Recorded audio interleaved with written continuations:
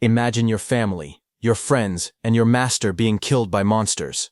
The world you live in is at the brink of destruction. Only you, the strongest warrior, are alive, but in very bad condition. In front of you is the cause of all this, the strongest demon lord of hell. There is nothing left to fight for, but with your last breath, you use your strongest power to self-destruct and kill that demon lord with you. You thought everything was over, and at last you could meet your family in the afterlife. But fate didn't allow that, and you were regressed 5 years into the past, before the strongest demon lord appeared. You thought you could now save the world this time, but soon reality hit, and you remembered that you were a loser in the past, who hadn't awakened your power, and was being bullied. This sounds horrible, right? Well, this is the tragic story of our main character, Si Chen. If you're liking this story, then like this video and subscribe for more stories like this. Now, let's start from the very beginning. On May 16, 2067, the demons launched their final assault against humanity's last stronghold. The world had already been reduced to ruins, and at last, humanity had completely fallen. Amid the destruction, a massive stone pillar stood broken in the center of the battlefield. Blood dripped down its cracked surface as the surrounding city burned beneath the crimson sky. From within the rubble, a young man slowly lifted his head. His body was covered in wounds, and blood ran down his face, but his glowing golden eyes still burned with determination. His name was Si Chen, an SS-rank lightning assassin. 7 years earlier, several demon kings had suddenly descended upon the world.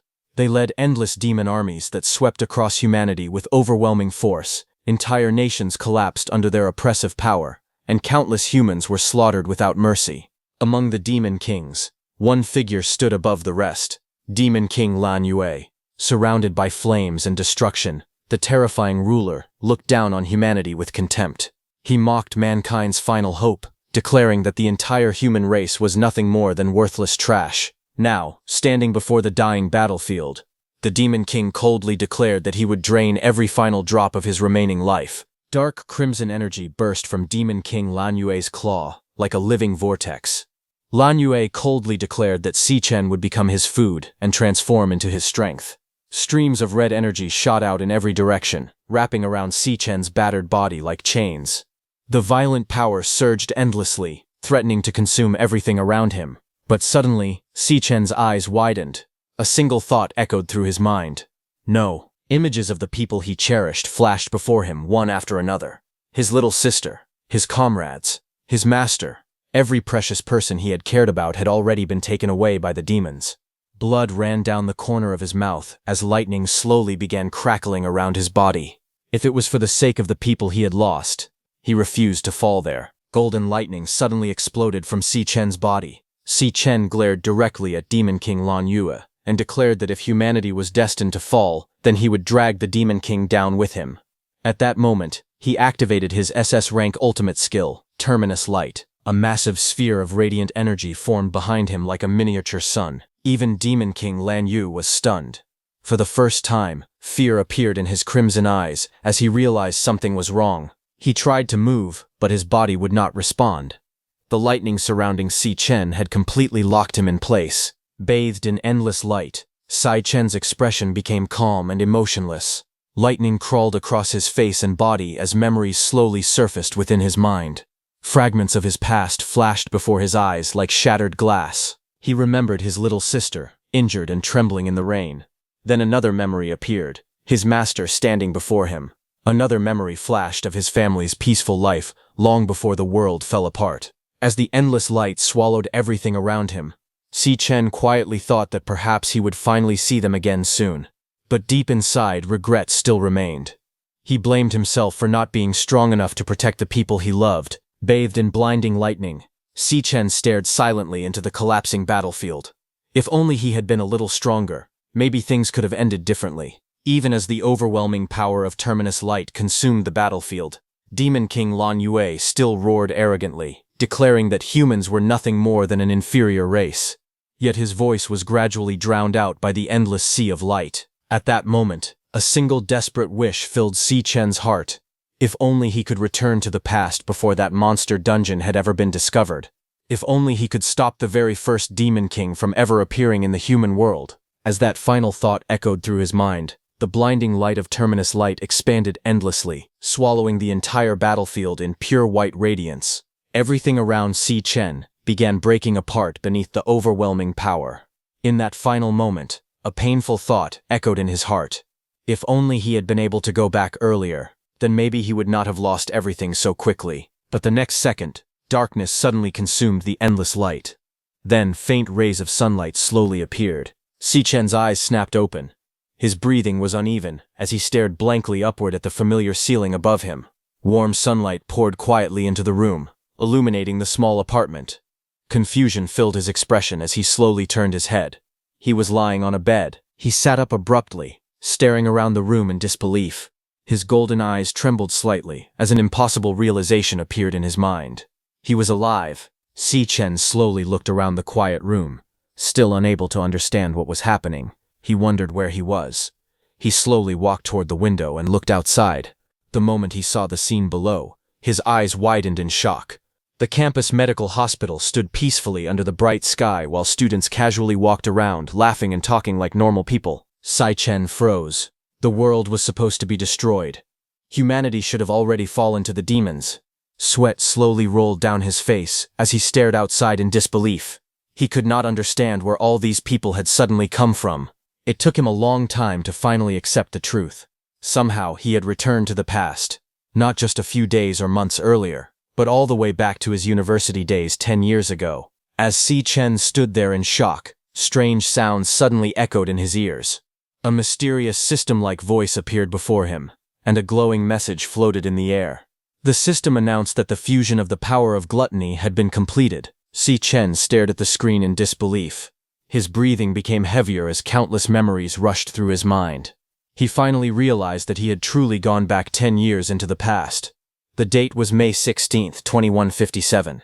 His eyes trembled as he remembered something terrifying. This was exactly 3 years before the first Demon King appeared. 3 years later, in the year 2060, the first Demon King, Wrath, would descend upon the world. That monster would open the gates of hell and drag humanity into endless despair. Because of Wrath's appearance, more Demon Kings would soon follow one after another, turning the human world into a battlefield filled with death and destruction. The appearance of Wrath marked the true beginning of the end. From that moment onward, the world slowly fell into ruin, and Si Chen lost everything precious to him because of it. But now, everything was different.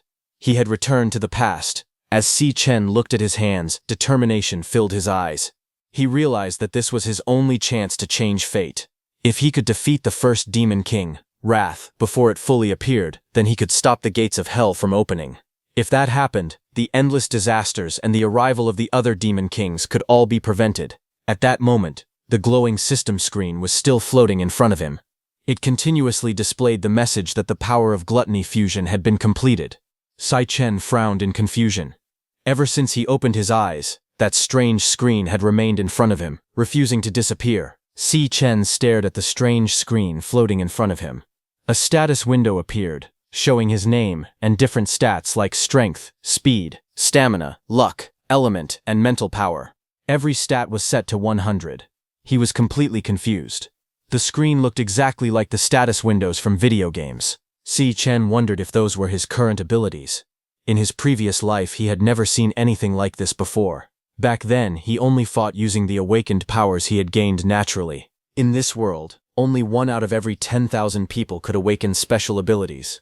Different types of awakeners existed, such as flame mages, lightning chanters, star mages, and many others. The university Si Chen attended was a special school that only accepted students who had the potential to awaken powers. It was known as the National University for Awakened Powers. Unfortunately, in his previous life, Si Chen never awakened any powers while attending the school. For 4 entire years, he remained at the very bottom of the hierarchy. Everyone looked down on him, and he was constantly bullied by other students. Thinking back on it, Si Chen realized that was probably why he had woken up in the hospital. Si Chen suddenly noticed a strange card-like screen appearing in front of him. The image on it showed a class called Lightning Assassin. He looked at it in confusion as electricity crackled around the figure on the card. The card displayed different abilities and skills. One skill, called Godspeed, could greatly increase movement speed with electric power. Another skill, Electroblade, allowed electricity to form into a sharp blade that could paralyze enemies. Si Chen was shocked. Lightning Assassin had been the class he used in his previous life. As he stared at the card, he began to feel a strange power flowing through his body. A thought suddenly appeared in his mind. Maybe he had inherited the powers from his past life. His eyes widened in disbelief, as he wondered if he had awakened his powers much earlier this time. Wanting to confirm everything, Sai Chen decided to test his current powers. The strange screen reacted immediately, and the words "class change" appeared in front of him. At that moment, the room's door handle suddenly clicked from outside. The door opened, and a young man with glasses rushed inside. His name was Ma Long, and he was a flower chanter. He immediately shouted at Si Chen. Surprised to see him awake, Ma Long quickly ran over and grabbed Si Chen's shoulders, asking if he was all right. Si Chen calmly replied that he was fine, but at the same time he realized something important. The strange lightning assassin screen floating beside him could not be seen by other people. Ma Long stared at him in shock. He could not believe that all of Si Chen's injuries had completely disappeared overnight. Just yesterday, Si Chen had been beaten badly, yet now he looked perfectly healthy. Ma Long complained that he himself was the awakened one, so he should have recovered faster instead. Si Chen quietly looked at Ma Long and remembered who he was. Ma Long had been his college roommate in the past. Even though Ma Long had awakened powers during school, he was still considered weak compared to the stronger students. In Si Chen's previous life, Ma Long had been brutally killed on the third day of the Demon Lord's rampage. But now, Ma Long was standing alive right in front of him again. Si Chen could hardly believe it. At the same time, Ma Long looked closely at Si Chen and nervously wondered if he had somehow become stronger overnight. At that moment, Si Chen finally felt that everything was real. He had truly returned to the past. Suddenly, Ma Long remembered something important. He quickly shouted that the ranking test was tomorrow. Excited, he grabbed Si Chen and told him they needed to hurry back and prepare for it. Ma Long reminded him that even though he still had not awakened any powers, the ranking test was extremely important for graduation. Without waiting for an answer, he dragged Si Chen out of the room while repeatedly telling him to hurry up. As they walked outside, Si Chen looked around quietly. The campus was full of life. Students were everywhere, using their awakened powers. Some practiced magic, while others trained their physical abilities or played sports with enhanced strength. Seeing all those living people again made Si Chen feel strange and emotional. In his previous life, he had watched countless people die during the Demon Lord's disaster. It had been a very long time since he last saw such a peaceful and lively scene. Ma Long looked at him in confusion after hearing his strange words, unable to understand what he was talking about. Ma Long nervously suggested that they should just walk around the track instead of doing anything difficult. But Si Chen quietly looked ahead while thinking to himself. He had already lost everything once before. If he did nothing now, the same hopeless future would happen all over again. His eyes turned serious as he realized he needed to act quickly. He had to become stronger and rank up as soon as possible. In this era, awakened people could only grow stronger by hunting monsters near dungeons. Killing monsters was the only way to level up and gain power. However, almost every dungeon was controlled by powerful guilds. People without a guild had almost no chance of getting stronger or ranking up on their own. Si Chen looked at his current stats and wondered how they compared to the strength of other awakened people and monsters. To separate different power levels, the government had created a ranking system for both awakened humans and monsters. The ranks were divided from strongest to weakest. SES, A, B, C, D, and E. Most students stayed at E rank during their entire time in school. Only a few talented students, or those with strong guild connections, managed to rise to D rank. As Si Chen stared at his status screen, he tried to estimate his own rank based on the experience from his previous life, but he still wondered what grade people would give him if he were officially evaluated. Si Chen looked at Ma Long and quietly thought that his own rank would definitely be higher than his. Before Ma Long could understand what he meant, a ball suddenly flew toward him at incredible speed and smashed directly into his face. The impact sent him crashing to the ground in pain.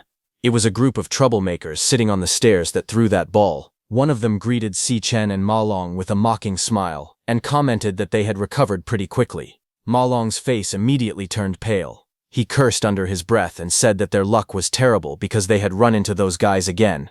The group looked at Si Chen and Ma Long with mocking smiles. One of them laughed and said that he had already told everyone those two could survive a beating. The bald man leaned back confidently and reminded them that this was the basketball court where he played. Then he arrogantly asked why they had not brought 2 cases of drinks for him. Ma Long froze in fear and quickly apologized. He bowed his head and nervously said that he would go buy the drinks right away. But Si Chen calmly stepped forward and stopped him. He told Ma Long that none of this was his fault. Then he coldly stared at the group and said that the ones who should be apologizing were them. Si Chen narrowed his eyes as he looked at the bald man. The moment he saw him, some of his old memories slowly returned. He immediately recognized him as the same bully from before. A few days ago, inside the locker room, the bald man continued his cruel actions. He grabbed Si Chen and repeatedly forced his head into a sink full of water. Si Chen struggled desperately, choking and gasping for air while the others stood around laughing. Seeing this, Ma Long became terrified. He begged them to stop and told them they had gone too far. The bald man only smiled. He asked why he should stop. According to him, he was simply helping Si Chen. He grabbed Si Chen's head again and pushed it into the water. He laughed and said that Si Chen still had not awakened his powers yet. Since that was the case, he might as well give him a little push to help him awaken. The bullies burst into laughter as they watched Si Chen struggle. After a while, one of them noticed that Si Chen had already passed out. Seeing that there was no more fun left, they decided to leave. One of them complained that the whole thing had become boring. As they walked away, Ma Long rushed over in panic. He knelt beside Si Chen and shook him, asking if he was okay. Water dripped from Si Chen's face as he slowly raised his head. A cold look appeared in his eyes, and he asked why they would never leave them alone. At that moment, Si Chen realized that pure evil did not only exist in the demon realm, it existed in the human world as well. Hearing Si Chen's voice, the bald bully suddenly paused and turned around. He thought he had heard Si Chen say something. Then he smirked and called out to his friends, telling them to keep playing with him. Now, in the present, Si Chen calmly told Ma Long that none of what had happened was his fault. He said the people who should be apologizing were the bullies. The bald man stopped and looked back in confusion. Ma Long was even more shocked. Sweat covered his face as he stared at Si Chen, asking what he was talking about. At that moment, the three bullies began activating their powers. Green energy wrapped around the bald leader's arms, while the others released their own auras as they stepped forward. Si Chen's red eyes narrowed as memories from his past life continued to return. The bald man's name was Gong Cheng. He was known for bullying weaker students. The only reason he could act so arrogantly was because his older brother was the strongest student in the school and also the student council president. In truth, Gong Cheng and his followers were not very powerful at all. Their strength was actually quite average. The students around them began whispering among themselves. They laughed and pointed at the scene, saying that Gong Cheng was about to beat them up again. Some mocked them, saying they had only just recovered from their last beating and hospital visit. Others sneered that one of them was the weakest awakened student in the school, while the other had not even awakened any powers yet. To the crowd, they were simply the two most useless students in the entire academy. Gong Cheng stepped forward, his green energy-covered arm crackling as he looked down at Si Chen and asked what he had said. Si Chen stared at him with cold red eyes and calmly said that from now on, they should leave him and his friend alone. For a moment, Gong Cheng froze in surprise. The next second, a cruel smile appeared on his face. He declared that it seemed Si Chen still had not learned his lesson. According to him, Si Chen needed to be taught another one. Without hesitation, Gong Cheng swung his fist towards Si Chen, intending to beat him down once again in front of everyone. As Gong Cheng's fist rushed forward, Si Chen calmly raised his hand and blocked the punch with ease. Their fists collided with a heavy impact, but instead of being pushed back, Si Chen stood firmly in place, while Gong Cheng suddenly cried out in pain. He stumbled backward, clutching his arm as it trembled. The students watching were completely stunned. They stared with wide eyes, unable to believe what they had just seen. They wondered what had happened.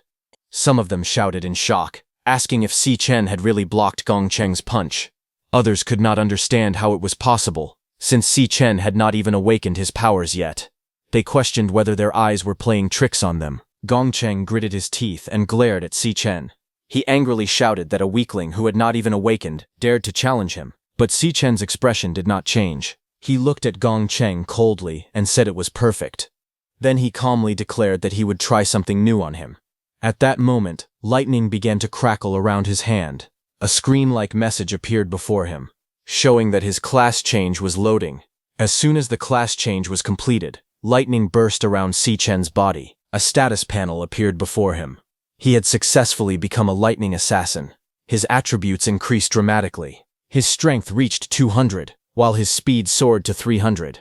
Stamina, luck, element, and mental power all stood at 100. The moment the transformation finished, electric arcs crackled around his fingers. Ma Long's eyes nearly popped out of their sockets.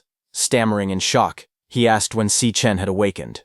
Si Chen glanced at Gong Cheng and signaled for him to come. Seeing that, Gong Cheng grew furious. He activated his skill, Immortal Demon Armor, as his body began to change. Dark, spiked armor rapidly covered his arms. With a furious roar, Gong Cheng shouted that Si Chen had forgotten the taste of his killer punch. His massive armored fist shot forward like a cannon, but before the attack could land, Si Chen disappeared in a flash of lightning. His speed was so fast that Gong Cheng could barely follow him with his eyes. A streak of yellow lightning flashed across the battlefield as Si Chen rushed straight toward him. Si Chen moved like a bolt of lightning. Before anyone could react, his fist slammed directly into Gong Cheng's face. A loud explosion echoed across the field as blood sprayed through the air. The powerful impact sent Gong Cheng flying backward. His massive body rolled across the ground several times before finally crashing to a stop. Everyone froze in shock. The spectators stared with wide eyes, unable to believe what they had just seen. They shouted in disbelief, wondering what had happened. No one could understand how Si Chen had managed to send Gong Cheng flying with a single punch. Ma Long was equally stunned. His mouth hung open as he stared at the scene before him. In the center of the field, Si Chen stood calmly with yellow lightning crackling around his body. The students looked at him as if they were seeing a completely different person. Some wondered if that was really Si Chen.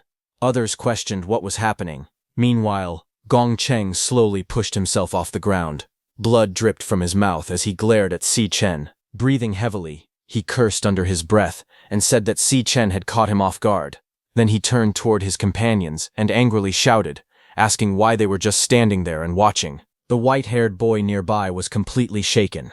Sweat covered his face as he tried to speak, but the shocking scene had left him speechless. He could only stammer in disbelief while staring at the lightning-covered Si Chen. A terrifying aura surrounded Si Chen as yellow lightning crackled around his body. His glowing eyes made him look like a completely different person. Gong Cheng's face twisted with rage. Ignoring his injuries, he charged forward and roared that he would kill Si Chen. His massive claw-like arm swung down with tremendous force. But before the attack could land, Si Chen moved. In an instant, he grabbed Gong Cheng's arm and stopped it completely. The overwhelming strength shocked Gong Cheng. Before he could react, Si Chen struck. A loud crack echoed through the air as Gong Cheng let out a painful scream. His arm bent unnaturally from the impact. Si Chen calmly looked at him and coldly stated that he was far too weak. The next moment, lightning exploded around Si Chen's fist. He launched himself forward at incredible speed and unleashed a barrage of lightning-powered punches. Each strike landed with explosive force. Blood sprayed into the air as Gong Cheng was battered relentlessly. Si Chen's final lightning-powered strike exploded with incredible force. Gong Cheng's body was launched through the air before crashing heavily into the stadium wall. The impact created cracks across the concrete, and he slid down, covered in blood and barely conscious. He coughed painfully as blood dripped from his mouth. For a moment, the entire arena fell silent. Everyone stared at the scene in disbelief. Some students immediately turned and ran, completely terrified by what they had just witnessed. Meanwhile, Ma Long remained frozen in place. His entire body trembled as he looked at Si Chen. He could barely form a sentence.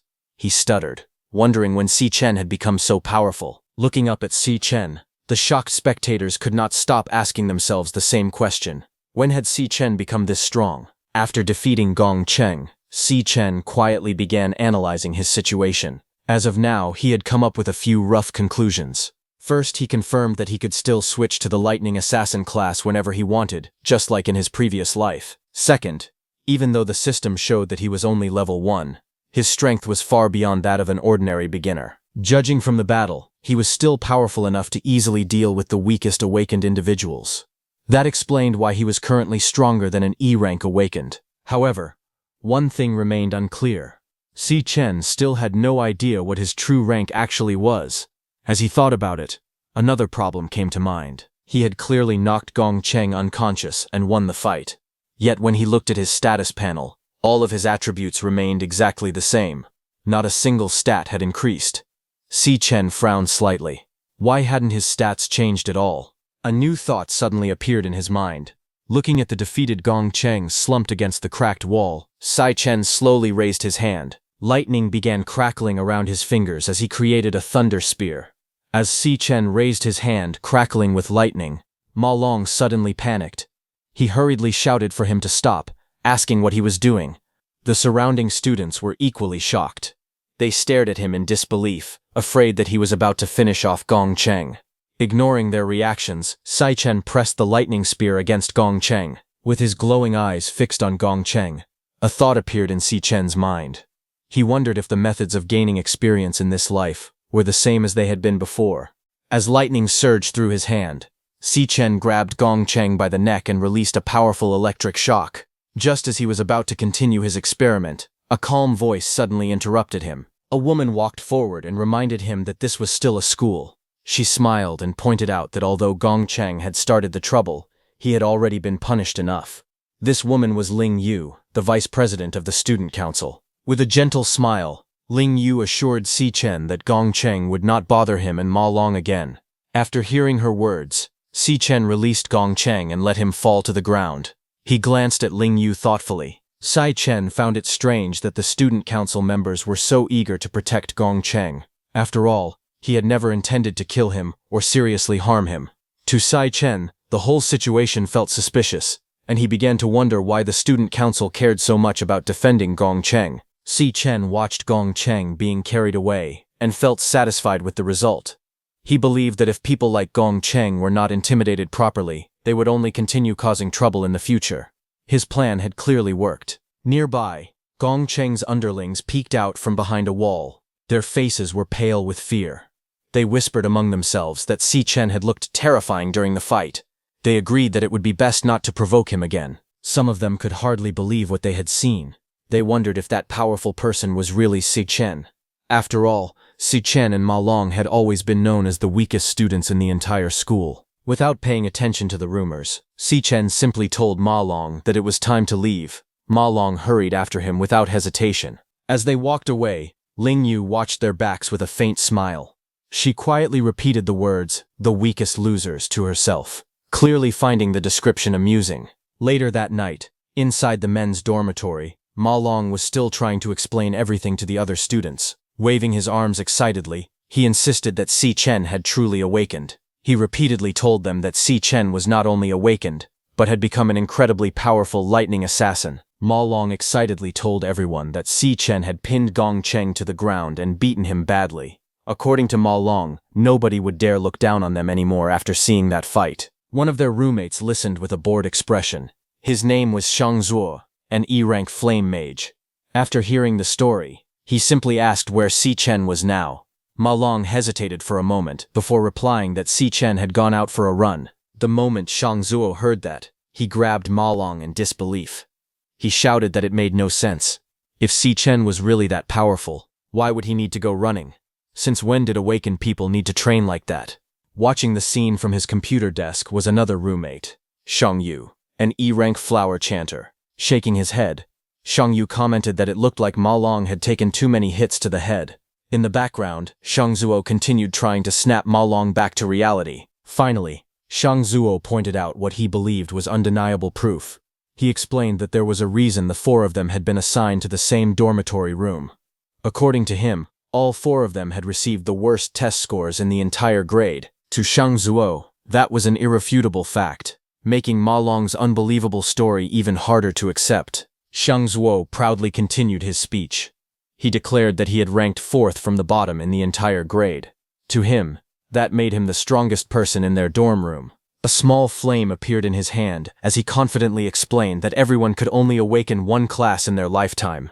Since the other two roommates were support-type chanters, he was the only combat class awakened person in the room. As an E-rank flame mage, Shang Zuo firmly believed that this was an unchangeable fact. He then scoffed at Ma Long's story. In his eyes, there was no way a loser like Si Chen could ever awaken as a powerful lightning assassin. At the same time, Shang Zuo boasted that he could feel himself growing stronger every day. He even believed he had a chance to join one of the Academy's elite clubs in the future. Shang Yu calmly reminded everyone that the final rank evaluation before graduation would take place the next day. When that happened, the truth would become clear. Meanwhile, inside the E-rank training den, a blazing portal filled with fire and energy stood in the darkness. At that moment, a figure slowly stepped out from the burning light, surrounded by a powerful aura. This man was Gong Ting, the president of the student council. Behind him stood Ling Yu, the vice president. The group had clearly just finished a harsh training session. Gong Ting glanced around and calmly announced that training was over for the day. As he turned to leave, he noticed someone still standing nearby. It was Gong Cheng. Despite the injuries covering his body and the bandages wrapped around him, Gong Cheng had remained there the entire time. Gong Ting looked at him and asked if he was still waiting there. Gong Ting clenched his fists in frustration. He complained that if something was not done soon, he would not be able to sleep at night. With a face full of resentment, he reminded Gong Ting that Si Chen had humiliated him in front of everyone. As Gong Ting's younger brother, he felt deeply embarrassed. He angrily added that Si Chen clearly had no respect for the student council president. Gong Ting remained calm. After listening quietly, he simply replied that he already knew. Gong Ting was stunned by the indifferent response. Then Gong Ting's golden eyes narrowed slightly as he looked ahead. In a calm but confident voice, he stated that he would take care of the matter himself. Inside a luxurious room, Gong Ting sat calmly at a dining table, while Ling Yu sat across from him. She asked how he planned to deal with the incident involving Si Chen. Gong Ting showed little concern. He simply replied that Gong Cheng had been defeated because he was weaker. There was nothing more to it than that. After a moment, Gong Ting asked whether Si Chen was really as strong as his younger brother claimed. Ling Yu smiled slightly. She reminded him that he knew the ranks and abilities of every student in the academy better than anyone. She explained that there were fewer than 10 D-rank students in the entire school, and every one of them had already been recruited into Gong Ting's club. On top of that, ordinary students did not have the same opportunities to enter monster dungeons and gain resources like Gong Ting did. Without those opportunities, average awakeners had almost no way to grow stronger quickly. Ling Yu confidently stated that none of those mediocre awakeners should be able to catch up to him. At the same time, heavy rain poured down over the academy grounds. In the middle of the storm, Si Chen continued running alone through the rain. A heavy 100-kilogram load was strapped to his body as he pushed himself through a grueling 20-kilometer run. Si Chen continued training under the heavy rain. He knew that basic training was the foundation of all strength. An awakener's potential was closely tied to the condition of their body. Only a powerful physique could endure and fully unleash the true power of a class. On his shoulders, Si Chen carried 2 massive 50-kilogram weights while running. Yet even after pushing himself this hard, he felt it was still not enough. As the rain poured down, memories from the future surfaced in his mind. In the year 2160, the Demon King Wrath emerged from a monster dungeon and descended upon the world. In a single moment, countless people were slaughtered. Among the victims was the only family Si Chen had left, his little sister. He remembered desperately holding her as she lay dying in the rain. No matter how much he begged or cried, he could not save her. She had died at Wrath's hands. Wrath did not stop there. The Demon King threw open the gates of hell, allowing the other Demon Kings to invade the human world. Humanity was pushed to the brink of destruction. Thinking about that nightmare, Si Chen's eyes filled with determination. His current training, no matter how difficult, was still far from enough. He had only one goal for now. His first objective was simple. He would kill Wrath. Wrath was the one who had started the end of the world. Si Chen knew exactly how terrifying that future would become if nothing changed. Looking ahead, he reminded himself that he still had 3 years before Wrath's descent. But while those 3 years sounded long, he knew they would pass quickly. At that very moment, Wrath was likely growing stronger somewhere in the world. If he wanted to stop the Demon King, he would have to grow even faster. As Si Chen continued running, a sudden buzzing sound came from his phone. His expression immediately changed.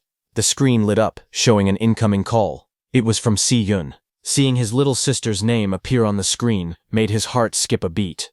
Without hesitation, Si Chen answered the call. Holding the phone to his ear while standing in the pouring rain, he spoke nervously. "Hello?" he asked, waiting for his sister's voice on the other end. Standing alone in the rain, Si Chen finally heard a familiar voice from the other side of the call. His sister excitedly asked why Si Chen had called her so many times that day.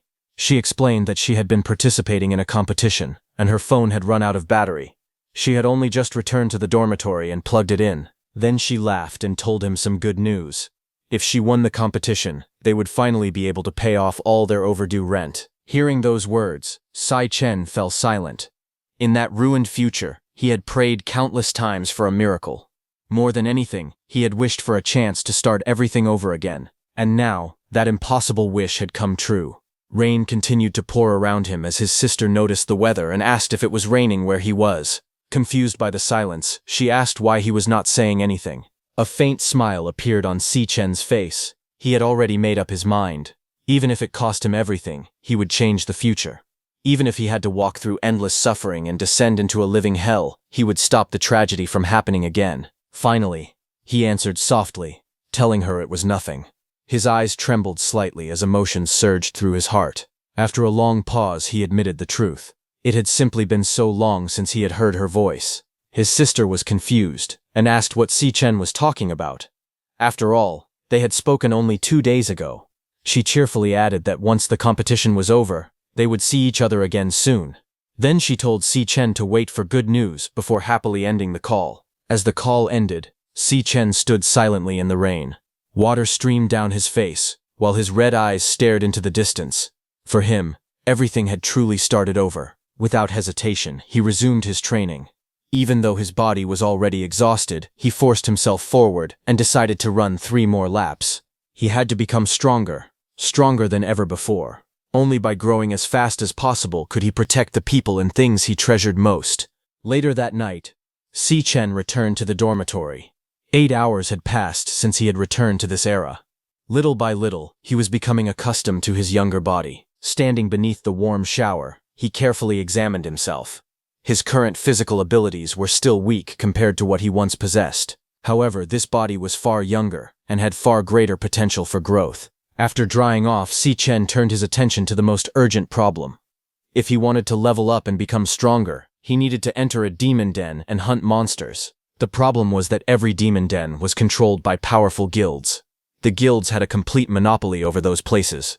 Unless someone was part of the elite, there was almost no chance to enter freely and grow stronger. Lying on his bed, Si Chen frowned as he thought about the situation. How was he supposed to find monsters and level up under those circumstances? Then another thought crossed his mind. There was also that mysterious power known as the power of gluttony. Ever since returning to the past, he had heard its name, but he still did not understand what it truly was. As the question lingered in his mind, he fell asleep, and just then, something unexpected happened. A strange system suddenly appeared before him, saying, "System in Isa." A glowing progress bar slowly filled as the system continued loading. Si Chen was falling from the sky while the percentage climbed higher and higher. After a few moments, the loading was complete. A crimson light spread through the darkness. Then a notification appeared before him, showing Glutton System initiated. As soon as the Glutton System finished activating, Si Chen opened his eyes and saw himself falling. He immediately twisted his body through the strange crimson space and crashed into a sea of red. When he regained his balance, he looked up and froze in shock. Standing before him was a gigantic black tower. It rose high into the sky, surrounded by twisted and sinister structures. The sight was both majestic and terrifying. Si Chen looked around in confusion. His eyes widened as he muttered to himself, wondering where he was, because he clearly remembered falling asleep only moments earlier. Si Chen stared at the enormous tower in the distance, completely stunned. The structure looked ancient and sinister, towering over the crimson world like a monument from another realm. Before he could figure out what it was, the red sea around him suddenly began to ripple. A low growl echoed through the air. One after another, strange creatures emerged from the crimson liquid. Their pale bodies were covered in spots, and their skull-like heads leaked an eerie blue mist from their mouths and eyes. A system notification appeared before Si Chen, informing him that they were Gravehounds, E-rank, Cloud Warriors. The sight immediately put him on guard. Si Chen raised his hand as his class change began loading. Golden lightning crackled around his hand as energy surged through his body. Realization flashed across his eyes. He was surrounded by monsters. Looking around, he quickly guessed that he had somehow been transported into a monster dungeon. The system completed its process. Class change complete. Level 01, Si Chen. Class, Lightning Assassin. Even after seeing all this, Si Chen still did not fully understand what was happening. However, he knew one thing for certain. The monsters charging toward him were a problem that needed to be dealt with immediately. The gravehounds let out ferocious roars and rushed forward from every direction. Their claws tore through the crimson ground as they lunged at him. The moment the gravehounds charged, Si-Chen moved like a bolt of lightning.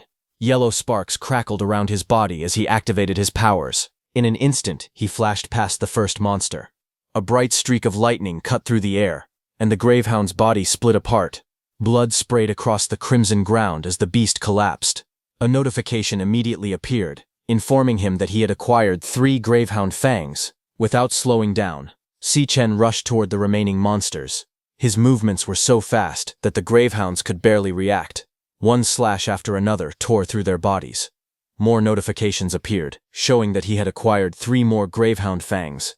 As the monsters fell one after another, Si-Chen quickly understood something. With his current strength, dealing with ordinary E-rank monsters was incredibly easy. They posed almost no threat to him at all. The battle felt completely real. As the last gravehound died, several notifications appeared before him. He gained 53 experience points for every kill. Then, suddenly, golden light surrounded his body, and a new notification appeared, showing that he had leveled up. Si-Chen became level 2. Seeing that, a smile appeared on Si-Chen's face. This new discovery was more important than anything else. Not only was this strange world real, but he could also gain experience and become stronger here. After reaching level 2, Si-Chen checked his status window. To his surprise, every single attribute had increased by 5 points. His strength, speed, stamina, luck, element, and mental power had all become stronger. A smile slowly appeared on his face. At that moment, Si-Chen realized he had discovered something incredible. He had found a dungeon where he could train and grow stronger completely on his own. Just then, the boss of the dungeon appeared before him. It was the Gravehound King. The massive beast towered over the battlefield. Its crimson eyes glowed with hostility as it stared directly at Si-Chen, but instead of feeling afraid, Si-Chen's eyes shone with excitement. He figured this was the perfect opportunity to test his true abilities. Without hesitation, he charged forward. Lightning burst around his body as he unleashed a series of rapid attacks. Bright yellow flashes sliced through the air, tearing into the Gravehound King's body. The giant monster roared in pain as blood sprayed across the battlefield. A notification appeared, showing that he had gained 320 experience points. Golden light immediately surrounded Si-Chen as he leveled up again. Si-Chen became level 3. A victory screen appeared before him. As a reward, he obtained 18 Gravehound Fangs and 1 Gravehound Crystal. After defeating the Gravehound King, Si-Chen checked his status once again. He quickly noticed something important. Boss monsters granted far more experience than ordinary monsters of the same rank. In such a short amount of time, he had already gained 2 entire levels. As he stood there, a strange red notification suddenly appeared before him, displaying a single word, Devour. Si-Chen frowned. He had never seen this command before. His eyes widened in surprise. Looking at the dead Gravehound King's body, he wondered what exactly the system meant by Devour. Then a thought suddenly crossed his mind. Could it be? Before he could finish thinking, a brilliant red light burst from his hand. The glowing energy flowed directly into his body. Si-Chen stared at the light in shock. Only then did Si-Chen truly understand what the power of gluttony meant. As the power of gluttony activated, crimson energy erupted from the Gravehound King's corpse. The monster's body began to break apart, while streams of red light rushed towards Si-Chen. A glowing progress bar appeared before him, showing the devouring progress. The energy continued flowing into his body until the process was finally complete. Then a notification appeared, showing devouring completed. To Si-Chen's shock, the Gravehound King did not simply disappear. Instead, it transformed into a strange card floating before him. The card displayed the Gravehound King's information, including its class, attributes, and special ability. It had Frosty Physique. The ability granted immunity to cold and increased resistance in low-temperature environments. Si-Chen stared at the card in disbelief. His heart began racing as a shocking realization struck him. The power of gluttony was far more terrifying than he had imagined. After killing an enemy, he could devour it and turn it into one of his own classes. The thought left him completely stunned. But suddenly, Si-Chen's eyes widened as a new realization struck him. As he remembered the lightning coming out of his hand, he recalled seeing the Demon King's hand shining in the same way. Then there was the way he absorbed the monster's body. This reminded him of the Demon King as well. The scene looked exactly like the power once possessed by the Demon King, Lane Yue. Si Chen's eyes widened in disbelief. The ability known as the power of gluttony, which had originally belonged to the Demon King, had somehow become his. The realization left him stunned. In this world, every awakened person could only possess a single class. Different classes had their own strengths and weaknesses, but that rule had never changed. A flame warrior could not become a star mage. A lightning assassin could not become a cloud warrior. Everyone was restricted to one path for their entire life. But Si Chen was different. Looking at the newly obtained Gravehound King card and his original Lightning Assassin card, he finally understood what the power of gluttony truly meant. While everyone else could only follow one path, Si Chen could possess multiple classes at the same time. Si Chen's heart began to race. If he could devour one monster and obtain its class, then what would happen if he devoured even more? A shocking thought appeared in his mind. If there was no limit to the monsters he could absorb, then he could potentially obtain an endless number of classes. The idea was so unbelievable that even he found it difficult to accept. However, that only created even more questions. Why had he been given such a terrifying power in the first place? And what exactly was the mysterious magic tower standing behind him? As Si Chen stared at the towering structure, trying to understand its secrets, a sudden rumble echoed through the area. The entire world trembled violently. Without warning, an overwhelming pressure descended from above. Si Chen's body instantly stiffened. Cold sweat ran down his face as his instincts screamed danger. The crushing aura was so powerful that it felt as though it could destroy everything around him. His expression turned serious as he struggled to endure the pressure. Then a terrifying voice suddenly echoed through the strange world. It calmly told Si Chen that he had finally arrived. The voice added that it had been waiting for him for a very long time. A hooded figure slowly appeared before him. The being stood surrounded by dark energy, holding a massive purple sword. Even stranger, it spoke Si Chen's name as if it had known him all along. At that moment, Si Chen immediately understood the danger he was facing. The government classified both awakeners and monsters according to their combat power. From weakest to strongest, the ranks were E, D, C, B, A, and S. The terrifying figure standing before him was no ordinary monster. Si Chen gritted his teeth and quickly moved, barely avoiding the devastating attacks that tore through the Crimson World. His breathing became heavy as he recalled his previous life. Back then, he had risked his life countless times just to reach S rank. But now, after his regression, his current strength was only around D rank. The difference between them was simply too great. The monster standing before him was an S rank boss. Si Chen could clearly feel the overwhelming gap between them. The enemy surpassed him in every single attribute. Whether it was strength, speed, stamina, or combat power, the boss completely outclassed him. Si Chen wondered what kind of monster dungeon this place was. More importantly, he could not believe that an S-rank monster existed here. His mind was filled with questions. How did that monster know his name? The battle continued without pause. Si Chen and the hooded monster exchanged dozens of attacks. Again and again, they clashed across the battlefield. Yet something felt strange. The monster had countless opportunities to kill him. With its overwhelming strength, ending his life would have been effortless. But every attack avoided his vital points. Instead of killing him, the monster simply knocked him down over and over again. A powerful slash suddenly struck him and sent him flying backward. Pain exploded through his body as he crashed heavily onto the ground. Struggling to breathe, Si Chen slowly pushed himself up. His body was covered in injuries, and every movement felt painful. At that moment, the monster calmly approached him. Beneath the hood, its terrifying face became visible. A cold voice echoed through the Crimson World as it asked whether he was still struggling. Si Chen wiped the blood from the corner of his mouth and finally understood the monster's true intention. The creature did not want to kill him. It wanted him to submit. The hooded monster stood before the towering structure and calmly spoke. It told Si Chen to think carefully about the offer it was about to make.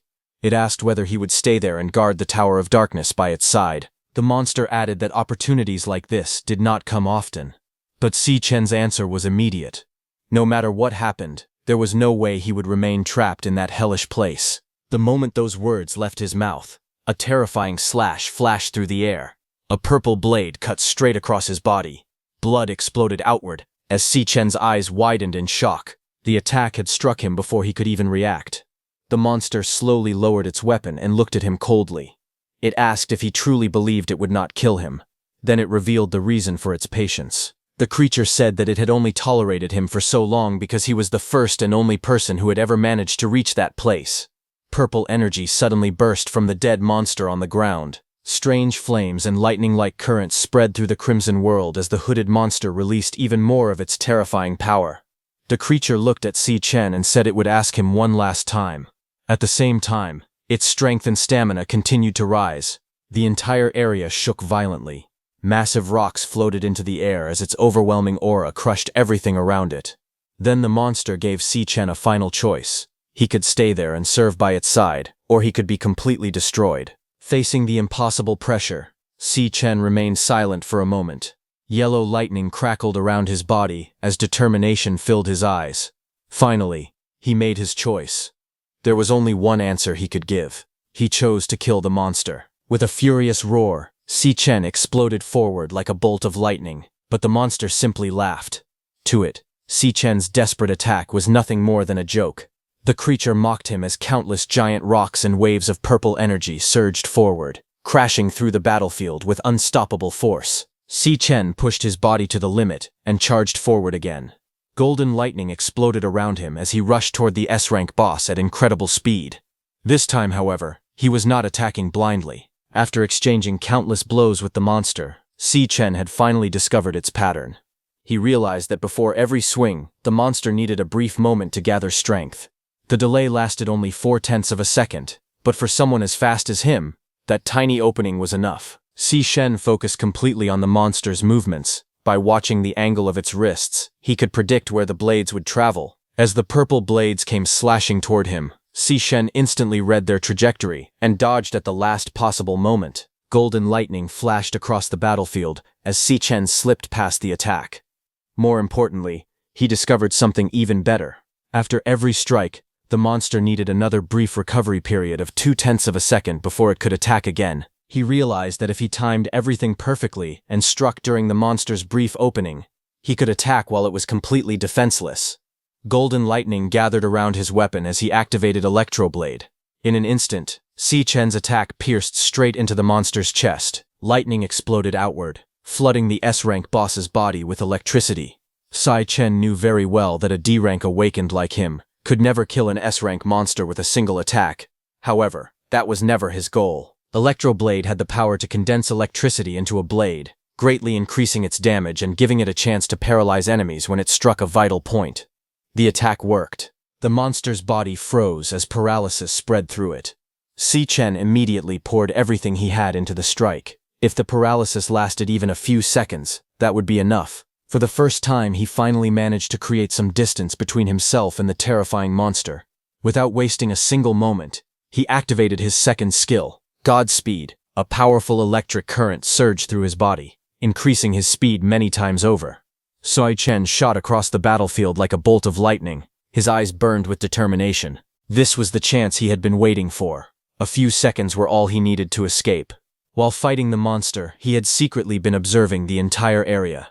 As far as he could tell, there was only one source of light in this endless world of darkness, and that lone light was now his only hope of survival. Si Chen raced toward the distant light with everything he had. Golden lightning crackled around his body as he stretched out his hand, hoping to reach it before the monster recovered.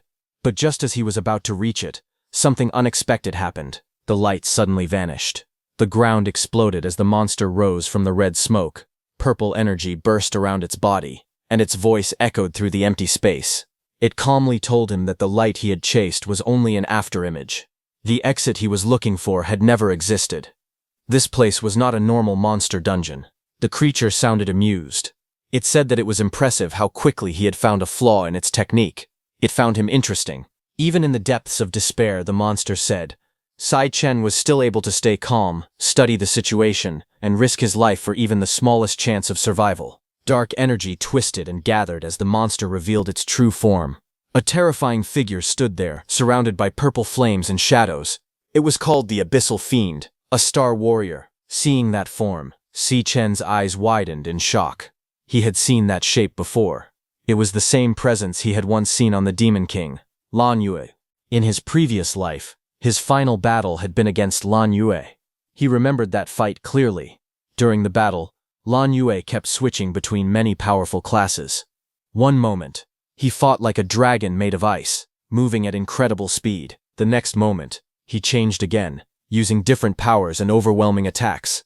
The sky had exploded with light and energy. Flames and lightning clashed. Monsters and strange forms appeared one after another as Lan Yue shifted between abilities without pause. Now, seeing the abyssal fiend's form, those memories rushed back to him.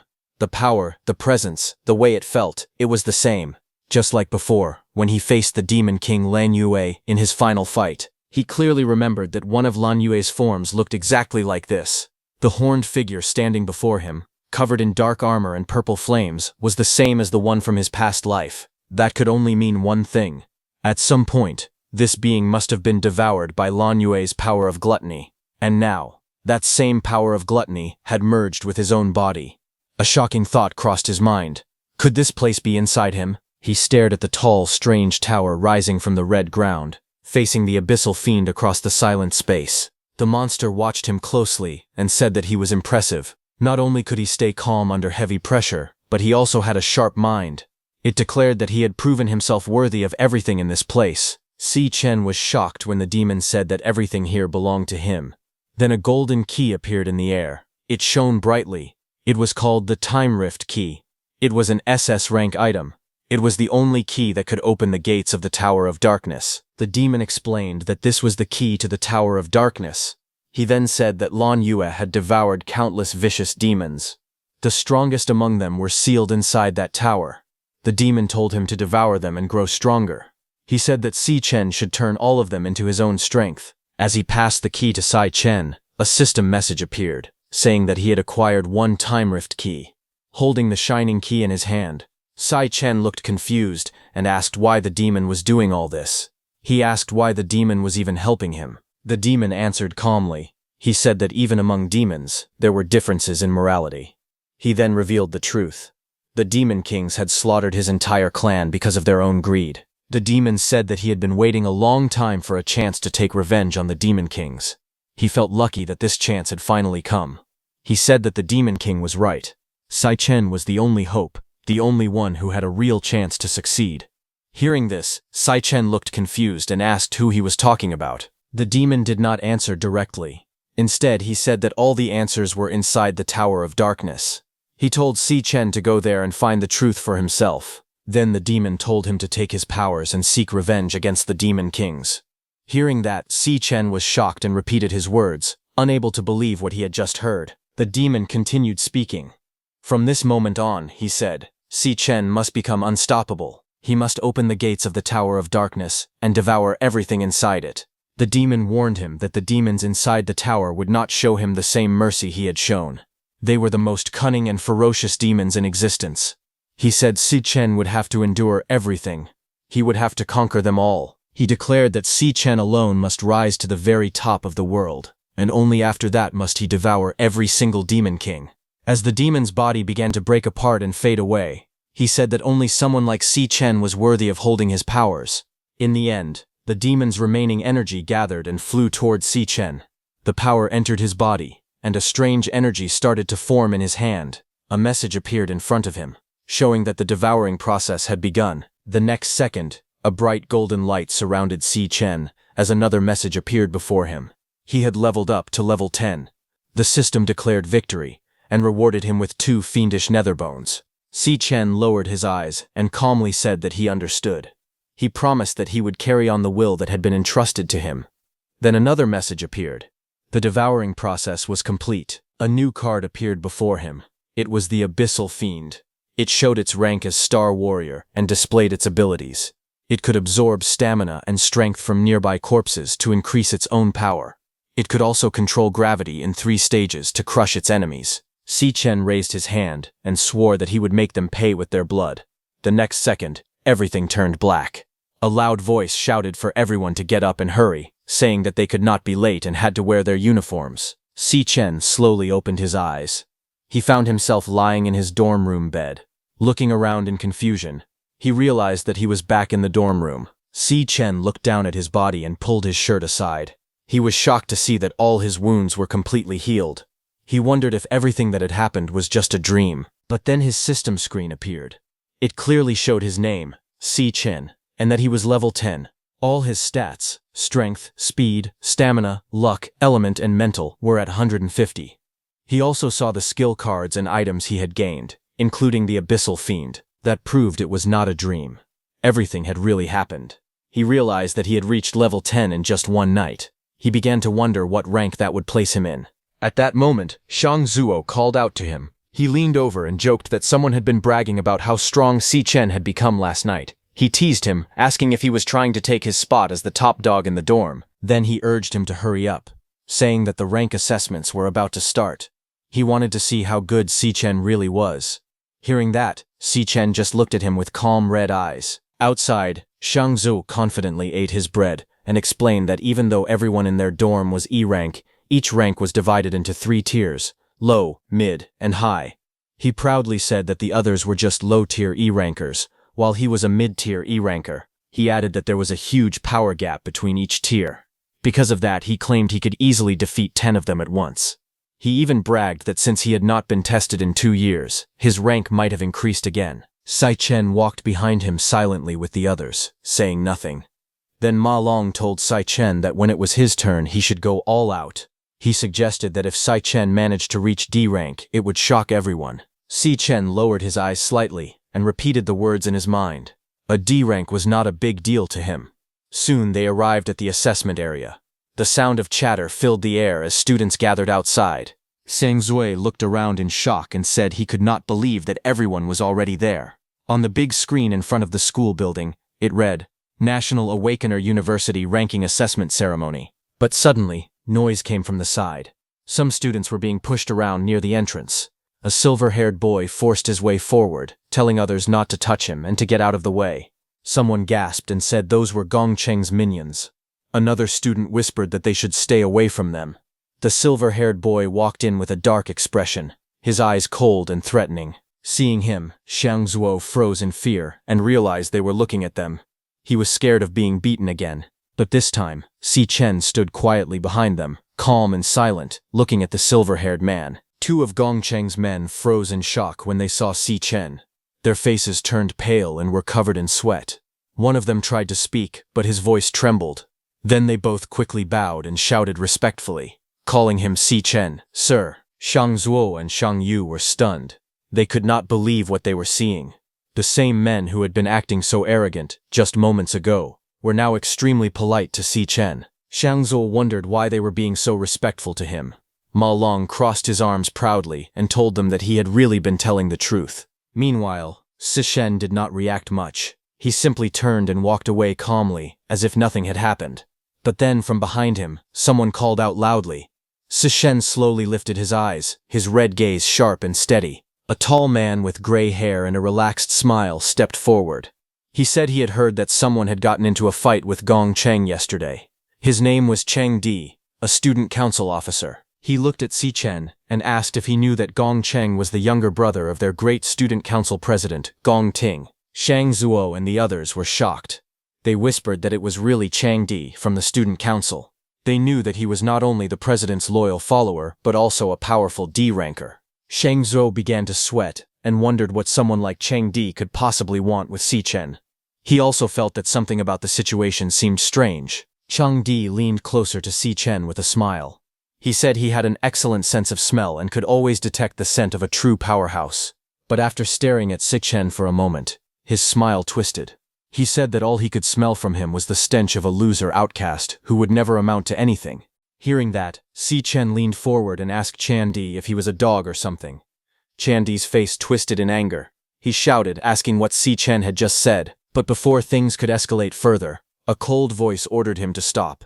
It was the student council president, Gong Ting.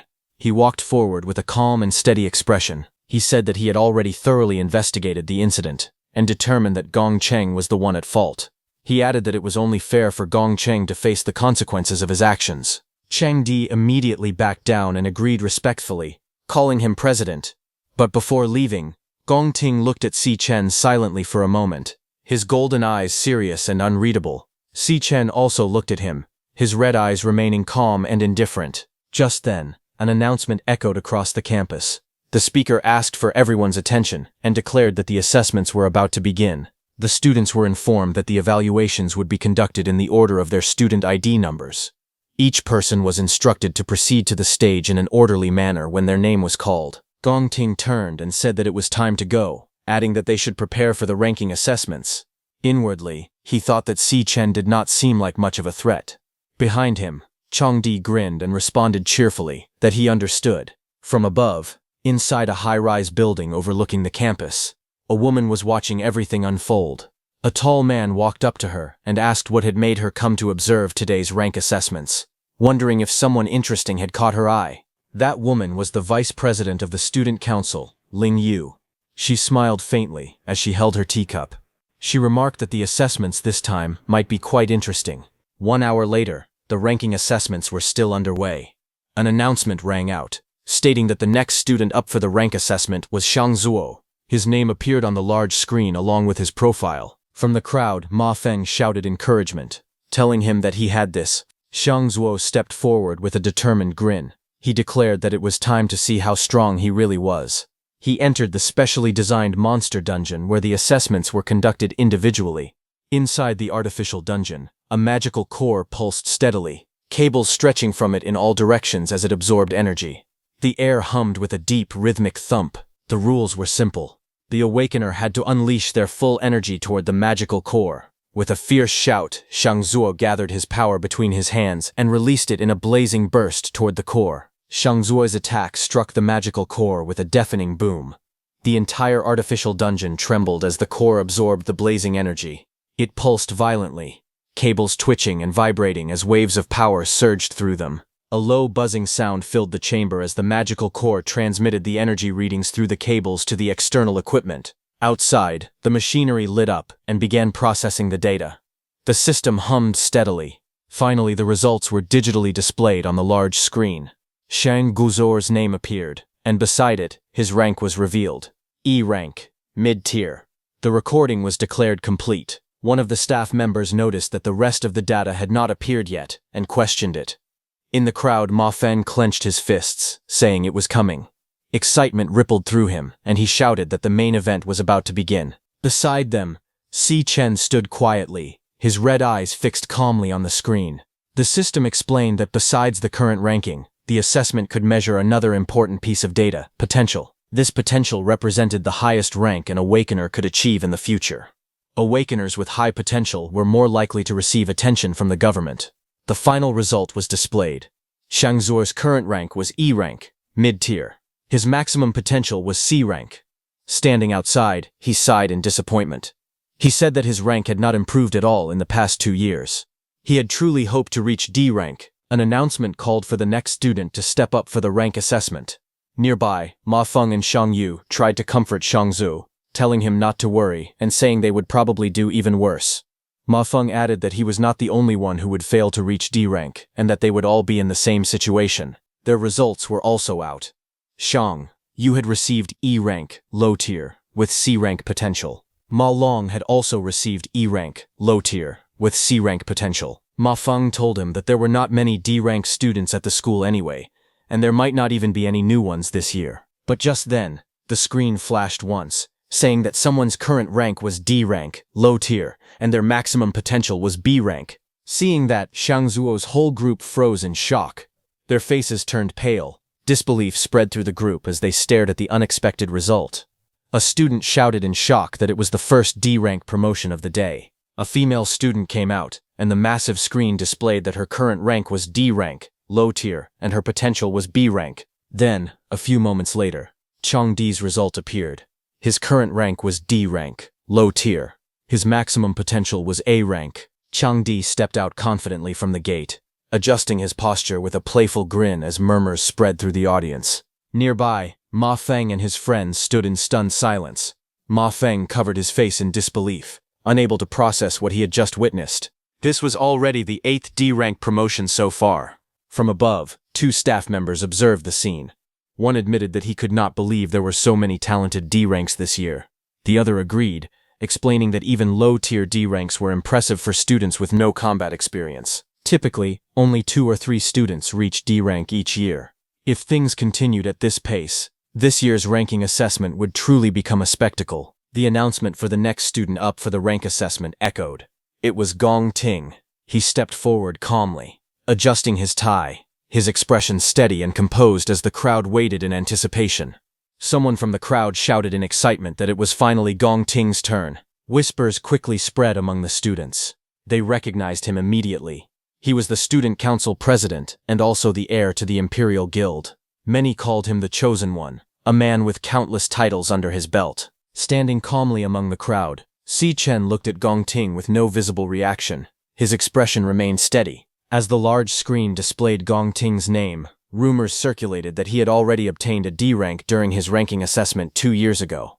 This year, the highest promotion achieved so far had only been D rank, low tier. In the entire history of the school, the highest rank ever recorded was D rank, mid-tier. Because of that, no one could predict what rank he would reach. Inside the assessment chamber, that strange organic device hung in the darkness. Wires and tubes extended from it in every direction. Its single eye slowly opened, glowing faintly. Gong Ting stepped forward without hesitation. He reached out his hand toward the machine. In his mind, he remained clear and composed. Only by revealing his full strength during the graduation battle examination would he be able to leave the greatest impression. For now, he needed to restrain himself and hold back part of his power. Even while holding back, he was certain that he would still remain the top student in the entire school. A faint buzzing sound filled the air as the assessment system activated. The screen began to fluctuate, showing unstable readings under rank and potential. One of the instructors stared at the display, sweat forming on his forehead. He noticed the unusual color appearing in the results and muttered in shock. The screen finally stabilized. It showed that his current rank was D rank, high tier, and his potential rank was S rank. Seeing that, the entire venue fell silent for a moment. Then the realization struck. The student council president had reached D rank, high tier. Not only that, he possessed the potential of an S rank. The crowd erupted into chaos. Shouts and screams filled the air as students struggled to process what they had just witnessed. Some could not believe their eyes. He had become the first person in the school's history to achieve such a result. Gong Ting's supporters' voices rang out in excitement and admiration. They proudly declared that this was their president. They cheered for him loudly, chanting for him to live long as the undisputed leader of the school. The crowd was still in shock. Ma Feng stared at the screen in disbelief, whispering that someone from their school actually possessed the potential of an S rank. He could hardly believe what he had just witnessed. To him, this moment felt historic. Of everyone in the crowd, only Si Chen was standing silently, completely unimpressed by Gong Ting's result. The instructors quickly confirmed the results. Gong Ting had achieved D rank, high tier, with the potential of an S rank. One of the staff members asked whether they should report this directly to the higher authorities. Without hesitation, the response came that they absolutely should. An awakener with S rank potential was internationally recognized as a rare treasure. Such individuals were guaranteed special attention and protection from the government. And with Gong Ting also being the heir to the Imperial Guild, it was certain that this news would dominate national headlines. The final results were displayed clearly. Gong Ting's current grade D rank, high tier, potential, S rank. From high above, the man standing beside Vice President Ling Yu remarked that this year's assessment had uncovered an incredible number of talents. This man was Yuan Long, the headmaster of the National Awakener University. He turned his gaze thoughtfully and said that Ling Yu must have already known about Gong Ting's S-rank potential. That was likely why she had come in person to watch. Ling Yu replied that she had not known about Gong Ting's S-rank potential. She added that she had not come solely for him. The headmaster responded with mild surprise, asking what she meant. With a faint smile, she continued that compared to Gong Ting, there was someone else whose results interested her even more. Meanwhile, among the crowd of students, Si Chen stood quietly with his head lowered, his expression unreadable. The announcer's voice rang out clearly, declaring that the next student up for the rank assessment was Si Chen. As his name echoed through the area, Si Chen slowly lifted his gaze, his red eyes sharp and calm. As Si Chen's name was called, Chen Di walked up to him with a mocking grin, calling him a loser. He told Si Chen to make sure his dorm looked presentable. He laughed and said that when Si Chen's results came out, they had better not show another low-tier E rank. Chang Di continued mocking him, saying that if all 4 members of their dorm ended up as E-rank losers, they would become the biggest joke in the entire school. He pointed out the results of Si Chen's dormmates. Shangzuo had been rated E-rank mid-tier with C-rank potential, while Shang Yu and Ma Long had both received E-rank low-tier with C-rank potential. According to him, a group like theirs would only embarrass themselves if they showed up for the graduation combat examination. Hearing those insults, Ma Long could not stay quiet. He shouted angrily and told Chang Di to just wait and see. He declared that Si Chen would definitely prove him wrong and make him regret those words. Soon, everyone's attention shifted to the assessment platform. Si Chen stepped forward and entered the glowing assessment gate. His name immediately appeared on the large screen as the examination began. From the crowd, Shang Zuo stared at him nervously and wondered whether Si Chen could really pull it off. As Si Chen entered the assessment space, he found himself standing before a strange machine. At its center was that creature connected to countless cables. The creature suddenly opened its single eye and stared directly at him. Si Chen remained calm. His red eyes glowed faintly as he reached out toward the machine. At that moment, he thought about the future that awaited every awakener. In this era, the best way for an awakener to secure a successful future was to join one of the powerful high-ranking guilds. For most students, the only opportunity to prove their strength to those elite guilds came during the graduation combat examination. It was the most important event of their school years and determined many of their future opportunities. The graduation combat examination was organized around teams of 10 members. Students were free to choose their own teammates and form squads however they wished. The team that ultimately claimed first place would receive a prize beyond ordinary imagination. Every member of the winning team would be directly recruited by the nation's most prestigious organization, the Imperial Guild. The ranking assessments were not only meant to help awakeners discover their ranks, they also served a much more important purpose: helping students find teammates for the graduation combat examination. Because of this system, students quickly gathered around the strongest people. Chang Di excitedly introduced Yan Lin, proudly announcing that he was a newly promoted low-tier D-rank awakener.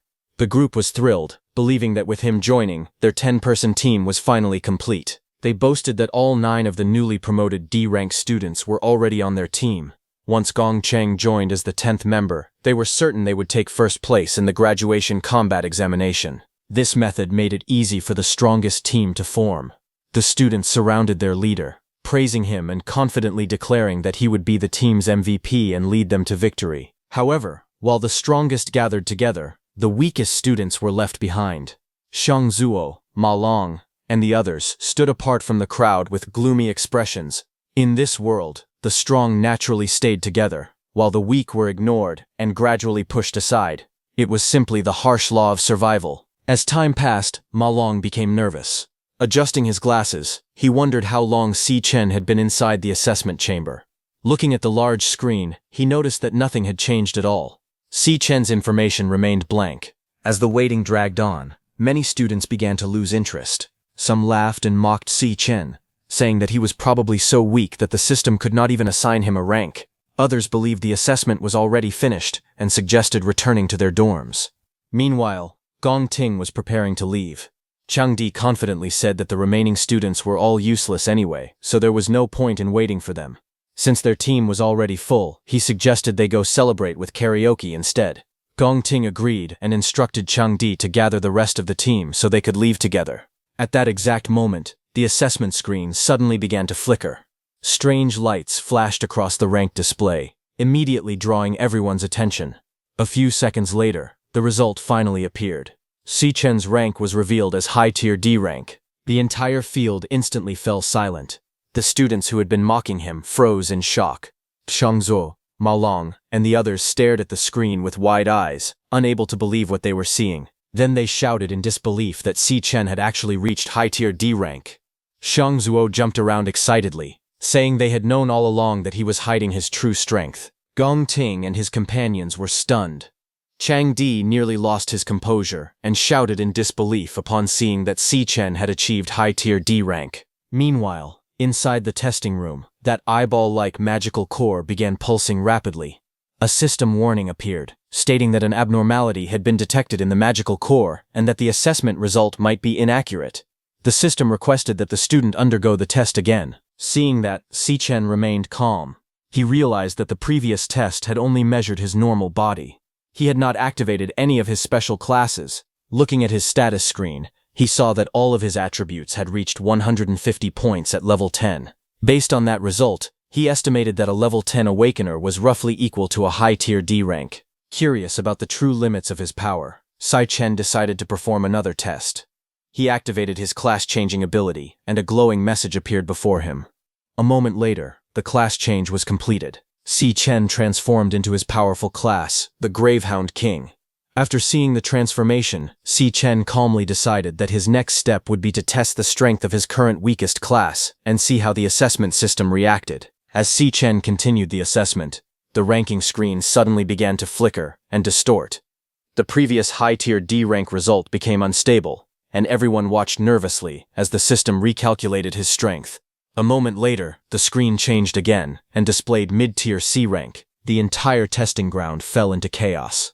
The students who had already been shocked by the D rank result were now completely stunned. Ma Long and the others screamed in disbelief. They could not understand how Sai-Chen's rank had increased again. Chang Di, who had mocked him earlier, stared at the screen with a pale face. Even Gong Ting was left speechless. Chang Di shouted that there was no way Si-Chen could suddenly become a C rank. He insisted that the testing machine had to be malfunctioning. The instructors and exam staff were equally confused. The elderly examiner wiped the sweat from his forehead and admitted that he had never seen anything like this before. The rank had changed multiple times during a single assessment, something that should have been impossible. Many began wondering if there was a serious internal system error. At that moment, the magical core connected to the assessment machine started beating violently again. Its giant eye twitched nervously as warning messages appeared once more. The system announced that it had detected another abnormality within the magical core. It warned that the assessment results might be inaccurate, and instructed the student to conduct the test again. After seeing his C rank result, Si-Chen remained calm. He thought that if his ordinary form had already reached mid-tier C rank, then his other two classes should be far stronger and likely rank above C rank. Without hesitation, he activated another class change. Purple energy burst from his body as the strange magical core connected to the testing system began cracking and trembling violently. Moments later, the transformation was complete. Si-Chen's new class was revealed as Abyssal Fiend, a powerful level 10 class surrounded by dark purple energy and crackling power. Looking at his transformed body, he decided it was finally time to test the full extent of his strength. The magical core immediately reacted. Its giant eye widened in fear as its heartbeat grew faster and faster. Suddenly, dark purple clouds gathered high in the sky. A massive vortex formed overhead, spinning violently as lightning flashed through it. The sky itself seemed to twist as waves of energy spread across the testing grounds. Everyone below looked up in shock. Students and instructors alike froze as they watched the terrifying phenomenon above them. Panic spread through the crowd as people struggled to understand what was happening. As the terrifying phenomenon continued, Shang Zuo trembled and muttered that this was a divine phenomenon.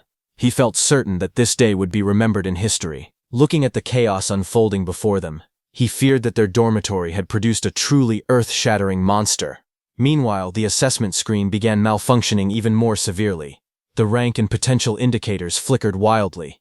Then the potential slowly showed S rank. The elderly examiner watched with wide eyes and a trembling body. He could barely believe it. In shock, he wondered if another S-rank genius was really about to appear. Even Gong Ting, who had doubted Si-Chen, was left speechless. Then the situation became even stranger. The giant golden S on the screen started flickering violently as more glitches spread across it. Suddenly, a bright red warning message appeared. The screen then suddenly showed SS rank, and another red warning message appeared. Then it changed to SS-rank. Again, a warning appeared, stating that an error had occurred and that Si-Chen's potential could not be determined because it had exceeded the system's maximum limits. The people watching were stunned beyond words. Changdi's eyes nearly popped out of their sockets as he screamed in disbelief. A moment later, the overloaded magical core finally reached its breaking point. With a deafening explosion, the testing device shattered and burst into flames. The shockwave swept through the area, leaving everyone horrified. The two examiners immediately realized the danger. The older examiner shouted that the magical core was overloading and ordered everyone to move quickly. He and his assistant rushed toward the testing area, determined to make sure none of the students had been harmed by the explosion. Inside the ruined testing chamber, electricity crackled through the air as the machine continued to malfunction. Worried, the examiners called out loudly, asking whether Si-Chen was all right. The two examiners hurried into the ruined testing chamber and were immediately stunned by what they saw. The magical core, which had powered the entire testing system, was no longer functioning. Its surface was cracked and shriveled, looking like a dried corpse. The older examiner stared at it in disbelief and exclaimed that the magical core was dead. Unable to accept what had happened, he tried to find a reasonable explanation. He wondered if the core had simply been used for too long during the day and had finally worn out. Meanwhile, Si Chen turned around and started walking out. Unlike everyone else, he knew the real reason. He quietly concluded that he had pushed the magical core beyond its limits, causing it to rupture. However, he was not too concerned, because something valuable had come from the incident. A notification appeared before him. The devouring process had finished successfully. His power of gluttony had absorbed the magical core's abilities and turned them into a new power. The newly acquired ability was called Delicate Magical Core, an A-rank skill. It allowed him to detect the ranks of all objects within a 100-meter radius. If a dangerous threat entered that range, the skill would automatically issue a warning. After obtaining the Delicate Magical Core ability, Si Chen walked out of the testing ground. As he came out, he immediately activated his new skill. A faint glow appeared in his eyes, and the world around him changed.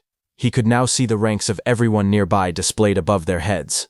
As he looked around, he saw that most of the students were only E-rank, with some being mid-tier and others high-tier. Seeing everyone's strength laid out so clearly, he realized how useful the new ability was. But then he saw something surprising. As his gaze landed on Gong Ting, he realized that Gong Ting had also been hiding his true strength.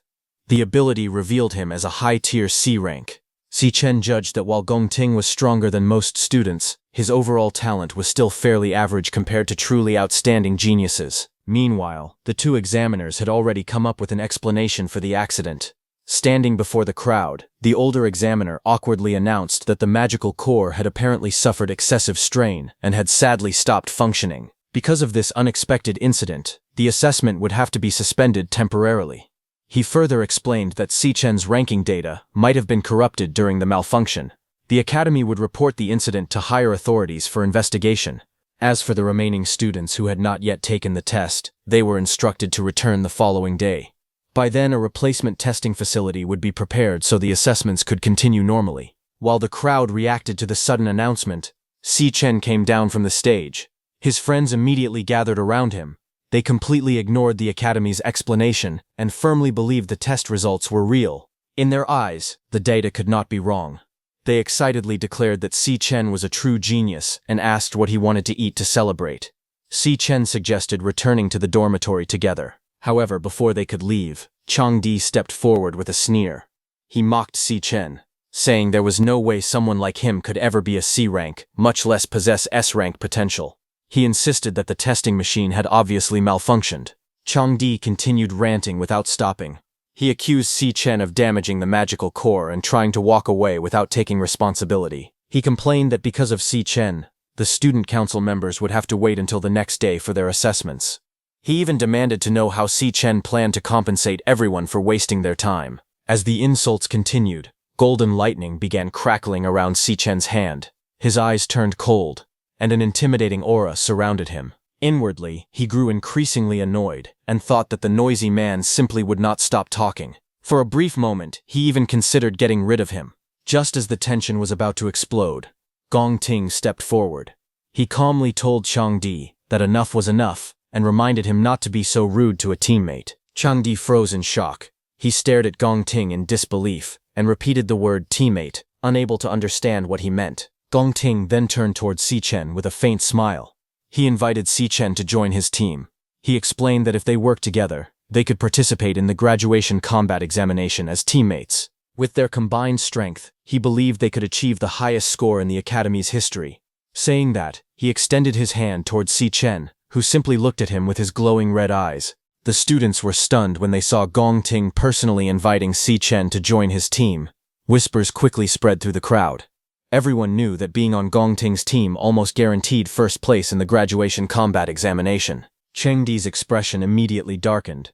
If Si Chen joined the team, someone would have to be removed. He did not know how he could explain that to the other members. After all, countless students had tried every possible way to get into Gong Ting's team, and many had even offered bribes, yet they were all rejected. He could not understand what made Si Chen so special. Even so, since Gong Ting had personally extended the invitation, Changdi knew he could not openly oppose it. He forced a smile, gritted his teeth and reluctantly welcomed Si Chen to the team. However, before he could say anything else, Si Chen brushed aside the offered hand. Then, without the slightest hesitation, he gave a simple reply.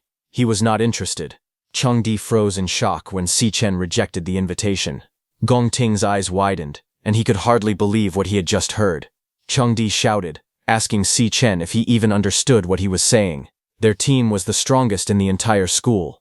But Si Chen did not even turn around, and simply replied that he did not care. The answer left Changdi speechless. Before he could continue arguing, Si Chen glanced at him with cold red eyes, and said that he was too loud.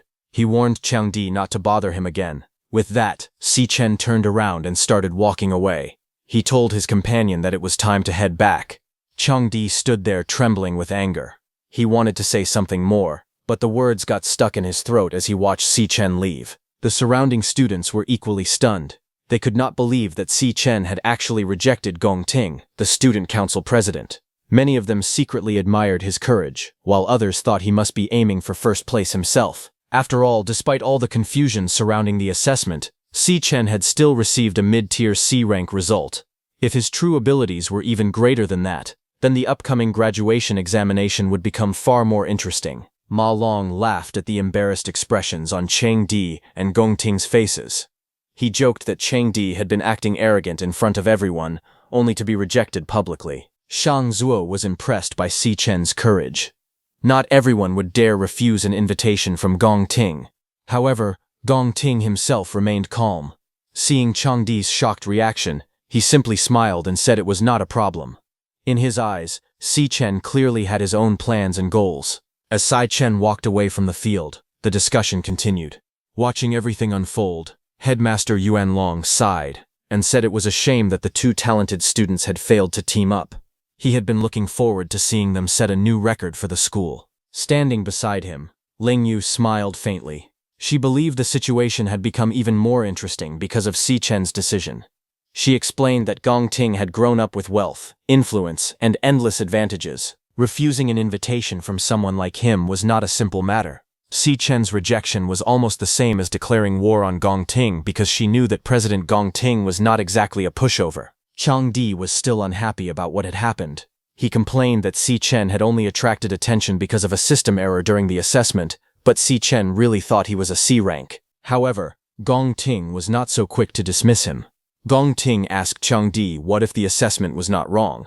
He said that even if the chance was only 1 in 100 million, he would not allow anyone to take first place from him. Hearing that, Chang Di said that Si Chen was just a regular student with no real combat experience, while they had spent years secretly training in monster dungeons under Gong Ting's guidance. He asked Gong Ting why he did not teach Si Chen a lesson on his behalf. Gong Ting immediately shot him a cold look and asked whether he really thought he was such a petty person. Chang Di instantly panicked. Sweat ran down his face as he hurriedly apologized, explaining that he had not meant it that way. Gong Ting did not continue the topic. Instead, he said he was no longer in the mood to go to karaoke. He told his teammates to enjoy themselves without him. But as Gong Ting walked away, he told Chang Di that whatever he decided to do had nothing to do with him. Chang Di froze for a moment, surprised by the response. Then a sly smile slowly spread across his face. Chuckling to himself, he repeated Gong Ting's words. If it had nothing to do with Gong Ting, then no one could blame him for what he was about to do. About 10 minutes later, Chang Di asked one of Gong Cheng's subordinates if he was saying that Si Chen was still at school. The student nodded and explained that he had overheard Si Chen saying he was going home for a while. According to him, Si Chen had left campus without even staying for lunch. Hearing that, Chang Di's eyes lit up with excitement. He stomped an empty can beneath his foot and declared that even the heavens were on his side. A cruel smile appeared on Chang Di's face as he thought that once someone was off campus, there were no school rules to worry about. Out there, anything could happen. Meanwhile, Si Chen was completely unaware of the trouble brewing behind him. Wearing earphones, he calmly walked through the city streets, enjoying the peaceful afternoon. As he walked, his thoughts drifted to memories from his previous life. He remembered a major incident that had happened. One of the strongest guilds in the world had entered a monster dungeon in the Holy Land to conduct a raid. However, deep inside the dungeon, they encountered a terrifying monster unlike anything humanity had ever seen before. That monster was known as Wrath. The battle ended in disaster. The entire guild was wiped out, and not a single member survived. After destroying the guild, Wrath emerged from the dungeon and entered the human world. Its appearance marked the beginning of a catastrophe that claimed countless lives. At the moment, that was all the information Xia Chen possessed about the creature. In his new life, Xia Chen wanted to find the exact location of the monster dungeon, where Wrath would appear as soon as possible. After thinking carefully, he came up with a plan. However, to put that plan into action, he needed a large amount of money. With that goal in mind, Xia Chen headed to the Mithril Guild's Mithril Monster Exchange. From his memories of the future, he knew that the Mithril Monster Exchange would eventually become the largest resource trading center in the country. Weapons and equipment played a huge role in determining an awakener's strength, and the exchange served as the main marketplace where such items were bought and sold. More importantly, Xia Chen knew it was the fastest place for him to make money right now. After entering the exchange, he took out several sharp monster claws and placed them on the counter. The employee behind the counter was immediately surprised. He picked up one of the claws and examined it carefully. Looking at Xia Chen with disbelief, he asked how a student like him had managed to obtain such monster materials. Xia Chen calmly told the employee that the monster fangs had been dropped by a monster. The employee looked surprised. He said he had never heard of something like that before. At that moment, a pink-haired employee stepped forward. After examining the fangs, she recognized them immediately. She explained that they were Gravehound fangs, materials dropped by E-rank cloud monsters known as Gravehounds. She further explained that according to the records, the fangs could be forged into an E-rank cloud staff or ground into powder for other uses. The male employee quickly stopped her explanation. He said he already understood what the item was, and asked what value an E-rank material could possibly have. With a proud expression, he explained that the exchange operated under a VIP system and mainly served powerful and influential awakeners. He claimed that he only handled premium goods ranked D or higher, which was why he had failed to recognize a low-level E-rank item. Privately, the employee complained to himself. Business had been slow lately, and he worried that he would never be promoted to supervisor at this rate. Looking at Xia Chen, he assumed he had only brought worthless materials.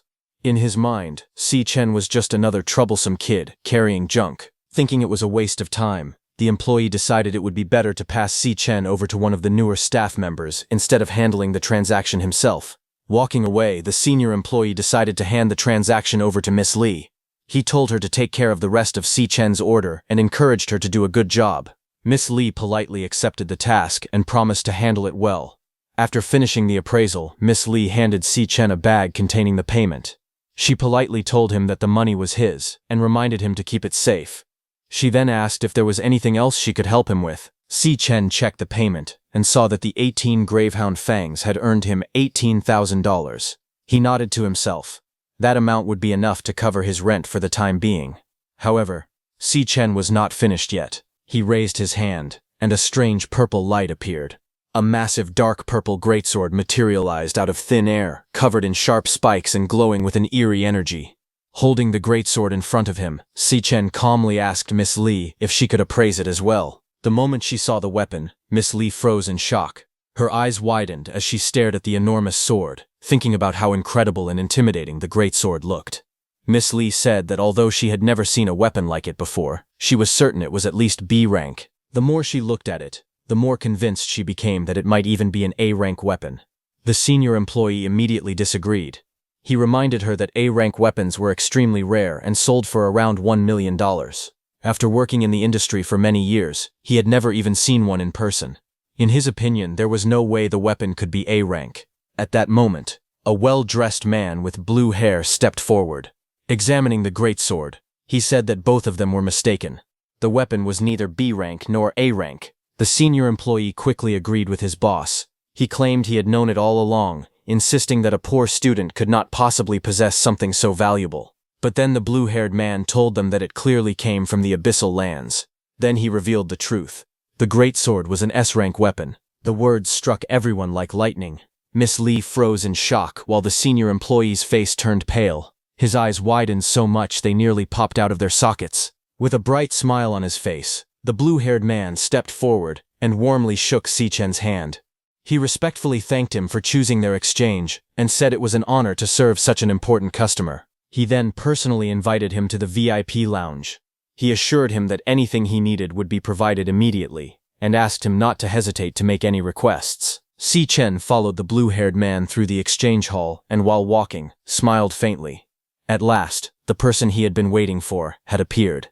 That blue-haired man's name was Qingji, the leader of the Mithril Guild. After settling into the VIP lounge, Qingji carefully examined the massive S-rank greatsword resting on the table. He then politely asked Si Chen how much he intended to sell the weapon for. Without hesitation, Si Chen replied that he wanted 1 million. His answer immediately caught Qingji off guard. Surprised, he asked if Si Chen was really only asking for 1 million. Qingji then explained that even ordinary A-rank equipment could sell for millions. An S-rank weapon like this one would easily be worth tens of millions on the market. In fact, he said the weapon was so valuable that it could cause a frenzy among buyers. Si Chen shook his head and clarified that he did not want to sell the weapon.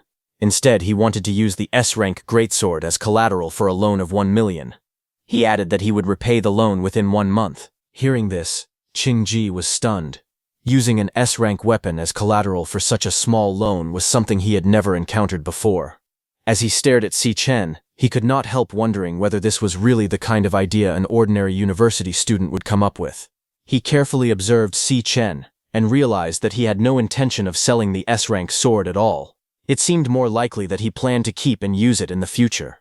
The more Qingji thought about it, the more impressed he became.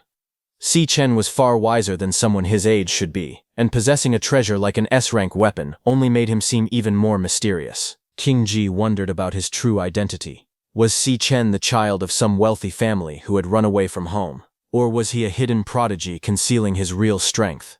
Whatever the truth was, one thing was certain. Si Chen was far from ordinary. Si Chen then stated that he would repay the principal amount of the loan within 1 month. On top of that, he offered to pay 10% interest the following month, and asked whether those terms were acceptable. After hearing this, Qingji asked Miss Li to step outside so that he could speak privately with Si Chen. Once they were alone, Qingji sat quietly for a moment, before revealing what he had figured out. He pointed out that Si Chen attended National Awakener University, and that the senior students there were about to graduate. Qingji then explained that the university held a graduation examination every year. This year's examination would take place exactly 1 month later, and the first-place prize was precisely 1 million. With a faint smile, Qingji remarked that the timing matched perfectly with Si Chen's proposed loan amount and repayment schedule. Qingji studied Si Chen for a moment before revealing his conclusion. If he had to guess, Si Chen was completely confident that he would take first place in the upcoming graduation examination. Hearing that, Si Chen remained silent, neither confirming nor denying the statement. Qingji continued his analysis. He said that if Si Chen truly believed he would win first place, then he could have simply waited 1 month and collected the prize money himself. Yet instead, he had come to the Mithril Guild and offered an incredibly valuable S-rank weapon as collateral for a loan. From that, Qingji concluded that he urgently needed the money. No one would choose such a risky option unless they had no better alternative. After a brief pause, Qingji smiled. He said that if that was really the situation, then he was willing to make a better offer. Instead of 1 million, he would personally lend Si Chen 1.5 million in cash immediately. Even better, there would be no interest at all for the first month. Qingji extended his hand towards Si Chen with a friendly smile, and told him to consider it the beginning of a friendship between them. Si Chen was stunned and looked at him silently for a moment as he considered Qingji's offer. Qingji smiled and assured him that everything discussed in the room would remain completely confidential. He also asked Si Chen to remember the Mithril exchange in the future. If he ever needed to buy or sell anything, Qingji hoped he would choose their exchange first. In return, he promised to give him the best possible deals. Hearing this, Si Chen was impressed.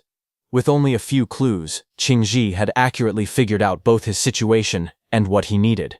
More importantly, instead of taking advantage of his difficulties, Qingji had offered even better terms in hopes of building a long-term partnership. Now Si Chen understood why Qingji would eventually turn the Mithril exchange into the most successful exchange in the world. After thinking it over, he accepted the offer and shook Qingji's hand. Inwardly, he knew that defeating Wrath would require more than just his own strength. If he wanted to succeed, he would need trustworthy allies by his side. Building a good relationship with Qingji was an important first step, As their agreement was sealed, a glowing golden magic circle suddenly appeared beneath their hands, releasing a faint buzz of energy. The contract between them had officially been formed. As soon as the magical contract was completed, the system confirmed that the funds had been transferred. A notification appeared on Si Chen's phone, showing that 1.5 million had been deposited into his account. Seeing the money arrive successfully, he felt satisfied. Ji then brought up another matter. Since Si Chen had used such a powerful weapon as collateral, he wondered what weapon he planned to use during the graduation examination. He even offered to lend him some equipment from the Mithril Exchange. Qingji explained that they did not currently possess any S-rank equipment, but they still had plenty of powerful A-rank and B-rank weapons and gear available. However, Si Chen calmly declined the offer. Before anyone could react, sparkling particles of light gathered in his hand, and another massive purple weapon materialized before everyone's eyes. Holding the weapon, Si Chen casually revealed that he still had another one exactly like the weapon he had just used as collateral. Seeing that, the room instantly fell silent. Qingji, the old man, and Xiao Li stared at the newly summoned weapon in complete shock. Their eyes widened, and their expressions froze. None of them could believe what they were seeing. As Si Chen prepared to leave, Qingji watched him walk away, and could not help but sigh in admiration. In his eyes, talented young people like him were becoming increasingly rare. He politely wished Si Chen a safe journey, while Xiao Li also bowed respectfully and saw him off. Qingji then turned to Xiao Li with a smile. Since she had continued assisting such an important client from beginning to end, he immediately promoted her to the position of supervisor. Xiao Li was overjoyed by the unexpected promotion. She jumped with excitement while thanking Qingji repeatedly for the opportunity. Meanwhile, while leaving, Si Chen suddenly stopped, remembering something. He turned around and told Qingji that there was still something he needed to buy. After purchasing that item, he hailed a taxi and arrived at Chengchang County, long-distance bus terminal. Standing in front of the large terminal building, he looked at the entrance thoughtfully. In his previous life, Si Chen's family went through a very difficult period financially. Even after graduating, he had not awakened any special abilities, so no guild was willing to recruit him. With no other choice, he spent his days taking whatever odd jobs he could find. He rushed from one delivery to another, working tirelessly just to earn enough money to pay the rent and keep his family afloat. Despite all his efforts, money was always scarce. After paying the monthly rent, he and his younger sister, Yuni, were often left with almost nothing. They had to live extremely frugally just to get by. Whenever he worried about their situation, Yuni would try to comfort him. She would cheerfully tell him that she had found a tutoring job and that everything would be fine, even though she was struggling as well. Chen then remembered another painful event from that time. Yuni had received an acceptance letter from the prestigious International Central Art Institute, the school of her dreams. But in the end, she reluctantly gave up the opportunity. She told herself that the school was too far away and that she wanted to stay close to her older brother. His little sister had abandoned her dream school because she was worried about adding more financial pressure to the family. The sacrifice she made for him remained one of his deepest regrets from his previous life. Now, in the present, as he waited outside the bus terminal, Si Chen checked the time and began to worry. It was already getting late, and Yuni should have arrived by now. Just then, he heard a familiar voice calling out to him. A girl hurried over while pulling a large suitcase behind her. She immediately started scolding him. She reminded him that if he was picking someone up, he should wait at the exit, not at the entrance. The girl was Si Yun, Si Chen's younger sister. The moment he saw her, Si Chen froze. His eyes widened in disbelief. It had been 7 years since he had last seen his little sister. Now, seeing her standing in front of him again, alive and well, felt almost unreal. Si Chen called out to him, asking her big brother to stop staring and help carry her luggage, but Si Chen did not respond. He just looked at her. Su Hong waved her hand in front of her brother's face and called out to him again. She asked why he was just standing there like a dummy and not saying anything. Without answering, Si Chen suddenly stepped forward and pulled her into a tight hug. Caught completely off guard, Si Yuan's eyes widened in shock. She froze for a moment, unable to understand what was happening. Si Chen closed his eyes and smiled faintly. Holding his little sister in his arms once again filled him with relief and happiness. 7 long years had passed since he had last been able to see her. Si Yun slowly returned to her senses while being squeezed in the embrace. She poked his arms, trying to free herself, and complained that he was hugging her so tightly that he was practically trying to choke her to death. Si Yun complained that her brother had been acting very strangely over the past few days. Teasing him, she asked if he had been rejected by a girl or something similar. Si Chen awkwardly denied it while carrying her bag. Before he could explain further, Si Jun excitedly urged him to hurry up so they could go home together. As they walked side by side, Si Yun cheerfully began talking about her trip and the entrance exam. She eagerly told him all about the strange and exciting things that had happened during her journey. Listening to her lively chatter, Si Chen quietly smiled. Looking at his little sister's happy face, he made a silent promise to himself. This time, no matter what happened, he would never allow her to suffer again. Meanwhile, in a narrow alley along the route Suchin usually took home, a group of thugs had already gathered. They knew this was the path he normally used, and were waiting for him. Their leader, Cheng Di, ordered everyone to hide and prepare an ambush. The moment Si Chen appeared, they planned to jump him together. With a cruel grin on his face, Cheng Di chuckled to himself. He was determined to teach Si Chen a painful lesson, and make him regret ever crossing him. One of the gang members nervously asked Chang Di that since several of them were student council members, what if things went too far? But Chang Di simply scoffed and said he only intended to teach Si Chen a small lesson. However, he admitted that Si Chen's attitude had greatly annoyed him. In his eyes, Si Chen was nothing more than a low-tier E rank who had suddenly started acting like a powerful C rank. He mocked him, saying that Si Chen had no idea who he was dealing with. Chang Di told the others that when the time came, they should leave Si Chen to him, because he personally wanted to destroy him. He swore that after he was finished, Si Chen would not even be able to take the graduation exam in 2 weeks. Cheng Di proudly introduced himself as one of the best cloud-type assassins in the entire school. With a sinister grin, he pulled out a glowing dagger, promising to make Chen pay for acting so arrogantly. Meanwhile, unaware of the ambush waiting ahead, Chen and his sister continued walking home together. As they walked, Yuni looked at her older brother with concern. She told him that he had been acting strangely for the past few days, and asked if he was feeling stressed about the upcoming graduation exam. Then she teasingly added that someone as simple and carefree as him normally did not get so emotional over things. Yuni continued trying to encourage him. She reminded him that no matter what happened, he needed to stay strong and pull himself together. After all, he was always the one giving her that exact advice.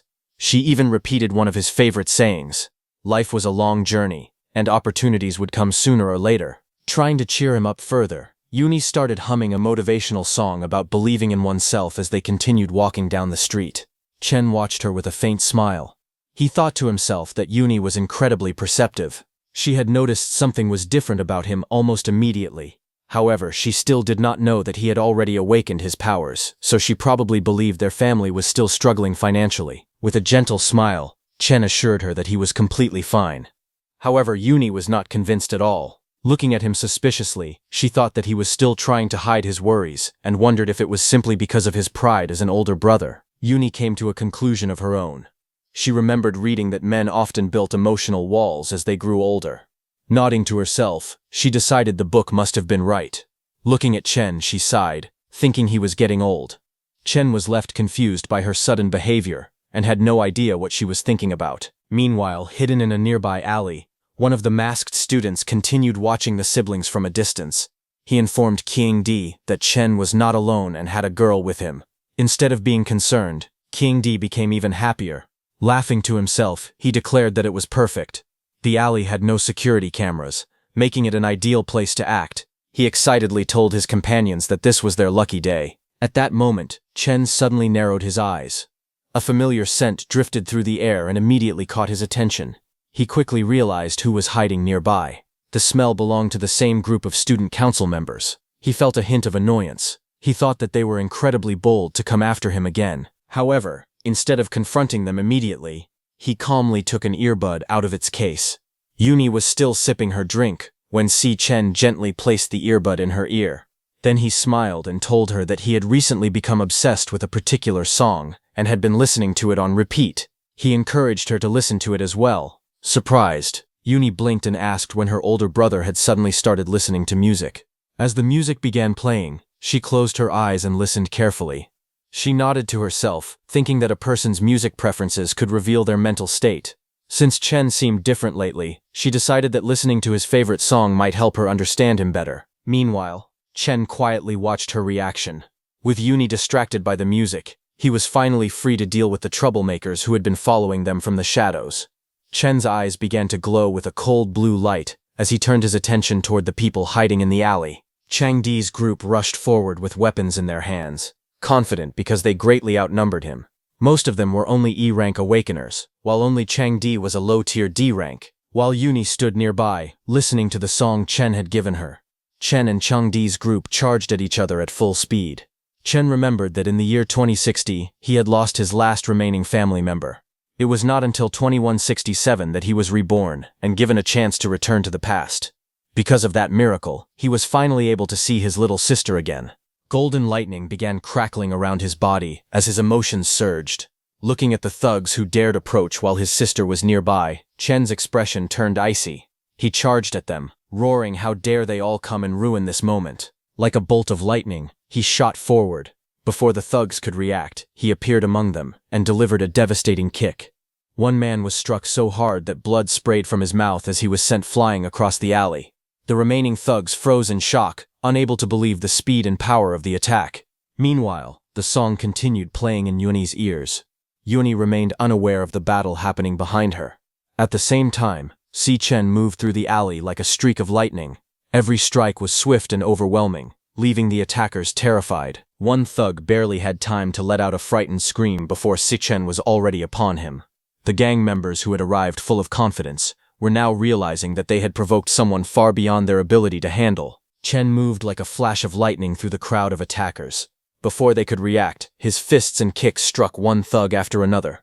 Bodies were sent flying in different directions as blood sprayed through the air. The gang members could not even see his movements clearly. To them it was as if a streak of lightning was tearing through the battlefield. The song continued playing in the background. One of the stronger thugs suddenly rushed at Chen and swung a heavy bandaged arm at him. However, Chen reached out and caught the arm in mid-air. Before the attacker could even react, Chen tightened his grip and twisted it with terrifying force. A loud cracking sound echoed through the alley as the thug's arm broke instantly. The man tried to scream in unbearable pain as tears filled his eyes. But before he could, Chen punched him in the face with overwhelming force. The impact created a loud boom, sending that thug and the others flying everywhere. Chang Di stared in shock. His eyes widened as he watched the scene unfold. He could not believe what he had just seen. He cursed in disbelief and wondered what kind of monster Chen was. At that moment, yellow lightning crackled around Chen's body. Without giving his enemies any chance to recover, he charged forward once again. Moving at incredible speed, Chen punched one thug directly in the face, sending him flying backward. Before the others could react, he rushed in and struck another thug with a devastating blow. Chen's fist was covered in blood as he charged at Chang Di, who was the only one standing. Holding a knife, Chang Di trembled as he faced Chen's terrifying presence. Even so, he refused to give up. Gritting his teeth, he shouted that he was the strongest cloud-type assassin and insisted that Chen could not defeat him. Filled with anger and fear, he charged forward with a loud roar, swinging his knife with all his strength. However, before the attack could reach him, Chen appeared in front of Chang Di like a bolt of lightning and struck him with a devastating punch. Blood sprayed through the air as the knife flew from Chang Di's hand. The force of the blow sent him hurtling backward like a rag doll. Chang Di crashed into the distance and rolled across the ground. Without slowing down, Chen caught up to Chang Di and delivered another crushing blow. Chen's fist slammed into Chang Di's face with terrifying force. The impact twisted Chang Di's expression as blood sprayed through the air. Before he could recover, Chen struck again, sending him flying across the street like a cannonball. Chang Di crashed into the ground with a thunderous explosion. The pavement shattered, and a huge cloud of dust rose into the air. He lay buried in the crater, completely overwhelmed by Chen's strength. Chen slowly walked toward the ruined pit. His eyes glowed with a cold red light as he stared down at the battered Chang Di. Chang Di was covered in blood and could barely move. Chen reminded him that he had already warned him never to bother him again. With his voice filled with menace, he asked Chang Di what part of that warning he had failed to understand. Chang Di lay on the ground in terrible pain. He realized that all of his ribs were broken, and both of his legs had gone numb. As blood poured from his mouth, he finally understood that Si Chen's rank assessment had been completely wrong. Si Chen was definitely not just a D rank awakened. Filled with fear, Chang Di weakly apologized. Si Chen ignored the apology. He grabbed Chang Di by the collar, snatched away his knife, and pressed the blade against his throat. In a cold voice, he ordered him to stay quiet, warning that if he made even the slightest sound, he would kill him. Changdi froze in terror. Looking into Si Chen's eyes, he realized there was no hesitation or bluff. Si Chen truly intended to kill him if he disobeyed. Changdi could not understand how someone who looked like an ordinary student could possess such overwhelming killing intent. He wondered what kind of life Si Chen had lived to become so terrifying. Staring at the trembling Changdi, Si Chen told him to remember every single word he was about to say. He declared that he did not care what happened to those trash-like criminals, but they were never to bother him again. Then his voice turned even colder as he warned them that if any of them ever tried to harm his sister, or even simply appeared in front of her again, he would hunt them down one by one. He said that without a second thought, he would make every one of them disappear forever. Then he stared directly at Changdi and asked if he understood. Terrified beyond words, Changdi quickly nodded. He did not dare speak or make another sound. Watching the trembling Changdi, Si Chen finally stepped back and dropped the knife onto the ground.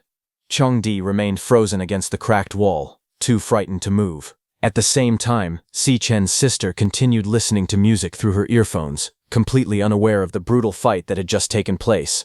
Tears slowly rolled down her cheeks as the song filled her heart with sadness. She quietly wondered why it made her feel so lonely, and why it made her want to cry so badly. Yuni could not understand what was happening. It had only been a few days since she had last seen her brother, yet he was acting as if he had endured years of loneliness and suffering. Tears filled her eyes as she wondered how he could possibly feel so alone when she had always been by his side. Unable to hold back any longer, Yuni turned back and called out, asking if he had taken the joke too far. But as she turned, she saw Si Chen standing behind her, holding a small red gift box. With a smile on his face, he told Yuni that he had bought something especially for her. Yuni gasped in surprise when she saw what was inside. It was the newest model of a magical holographic pen from Dragkoso. She stared at it in disbelief before asking how he had managed to buy something so expensive. The pen cost more than 10,000, and she could not understand where he had gotten the money to pay for it. As Si Chen watched Yuni hold the expensive gift, memories from his previous life flooded his mind. Back then, he had failed to protect her. He had not only lost the person he cared about most, but he had also failed to protect her dream. Looking at her now, he silently made a promise. In this life, he would protect everything that belonged to Yuni, no matter what it cost. Meanwhile, the injured thugs lay scattered across the alley, groaning in pain, and desperately begging someone to call an ambulance. Back at their home, Yuni finally decided to try the magical holographic pen. The moment she drew in the air, glowing pink lines appeared before her eyes. Within seconds, a beautiful holographic fish floated in front of her. She stared at it in amazement, and happily exclaimed that it really worked. The pen could actually draw holographic images in the air. Seeing her bright smile, Si Chen smiled as well. He told her that as long as she liked it, that was enough. While saying that, Si Chen ate happily. He praised Yuni's fried egg noodles, saying they were the best he had ever eaten. Yuni then looked at the expensive holographic pen in her hands, and worriedly reminded Si Chen that they still had rent to pay.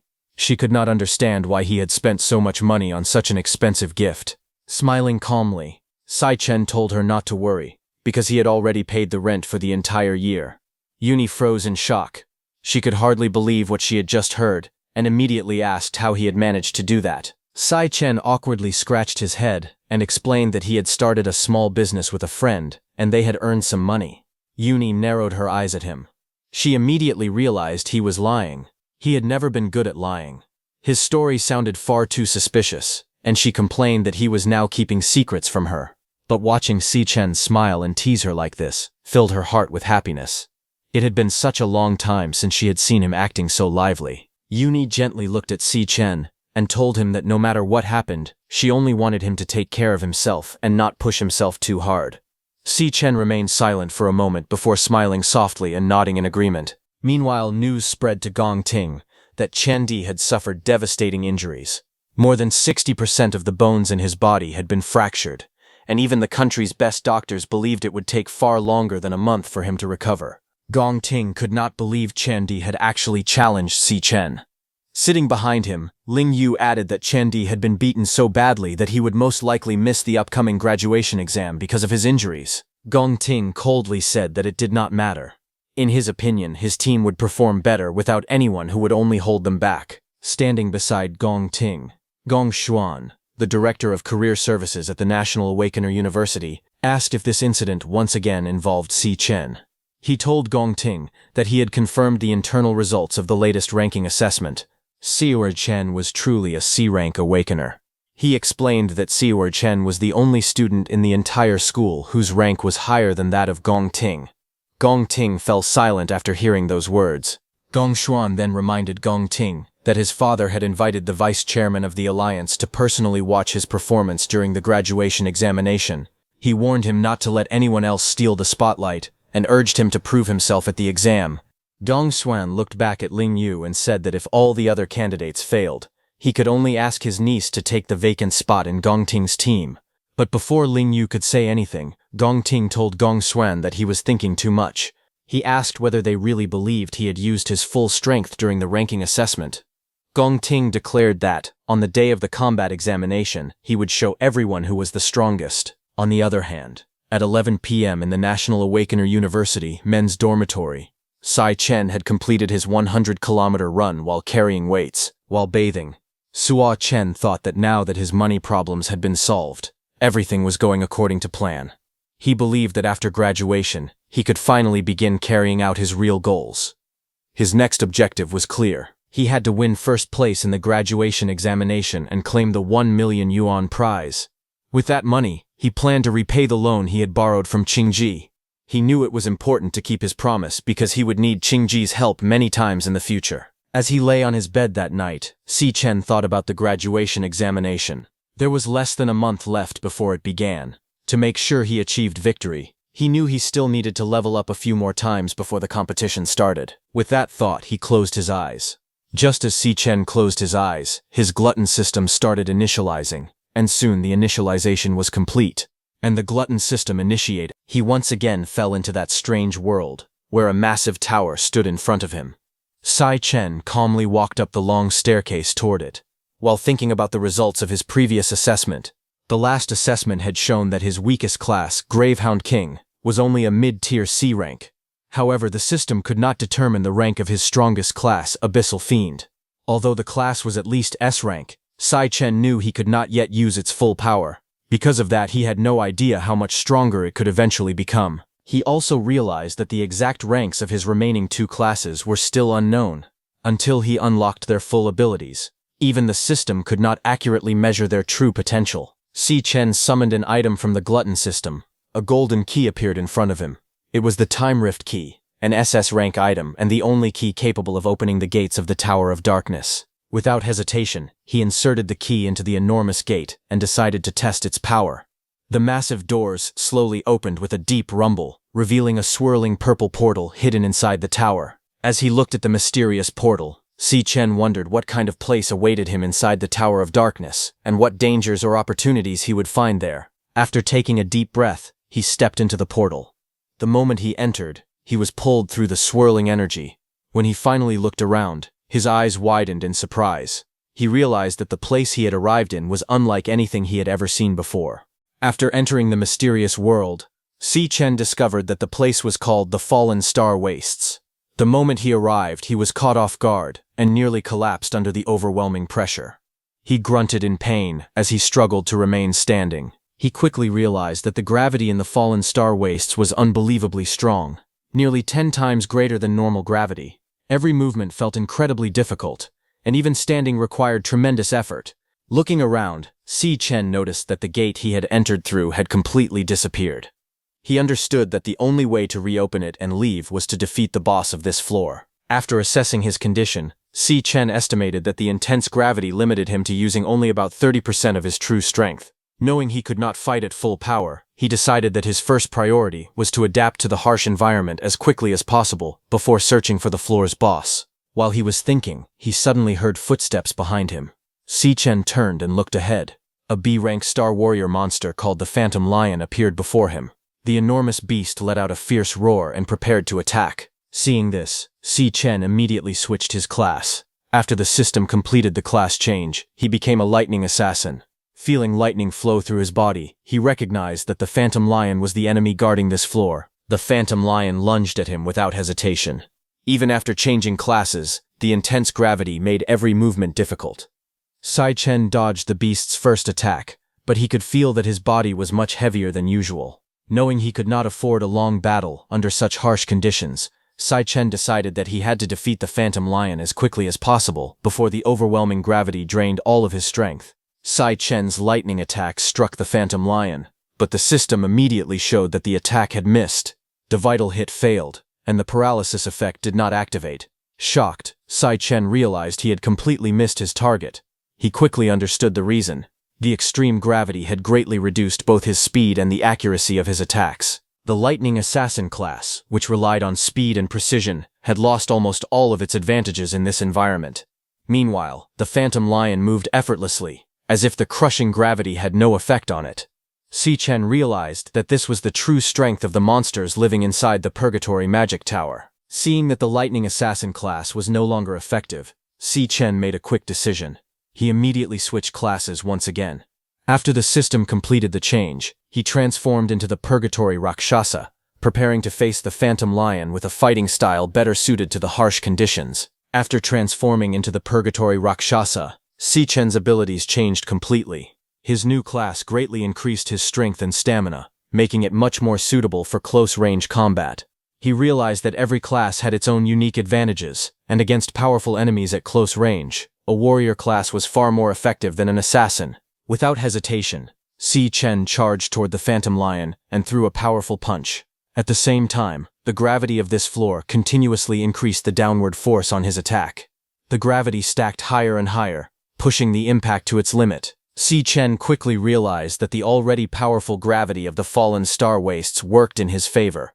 Combined with his gravity skill, the force behind his punch became dozens of times stronger than normal. As he unleashed the devastating blow, the Phantom Lion let out a furious roar while the overwhelming impact crashed into it.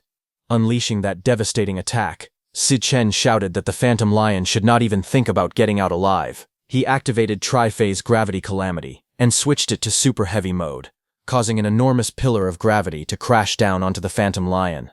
The overwhelming force smashed the beast into the ground, leaving a massive crater behind. Exhausted, Sai Chen fell to one knee and breathed heavily after using so much power. A notification then appeared, informing him that he had obtained 1 Phantom Lion bone. At the same time, he received 12,000 experience points and leveled up to level 11. After catching his breath, Sai Chen reflected on the class card system. He realized that every star on a class card acted as a multiplier for that class's attributes. The more stars a class possessed, the greater the increase in strength after switching to that class. After examining his class cards, Sai Chen realized that the Purgatory Rakshasa class had more stars than the Lightning Assassin class. Because of that, its overall stat multiplier was much higher, meaning it should become stronger after switching classes. Even so, he realized that defeating only a B-rank monster had already pushed him to his limit. Although both of his current classes were powerful, neither had broken through the B-rank limit yet. As he looked at the defeated Phantom Lion, another question came to his mind. The system had not displayed the usual devourable mark after the monster died. At the same time, the gate leading to the next floor slowly appeared. Staring at the beast's body, his eyes widened in shock as a new realization struck him.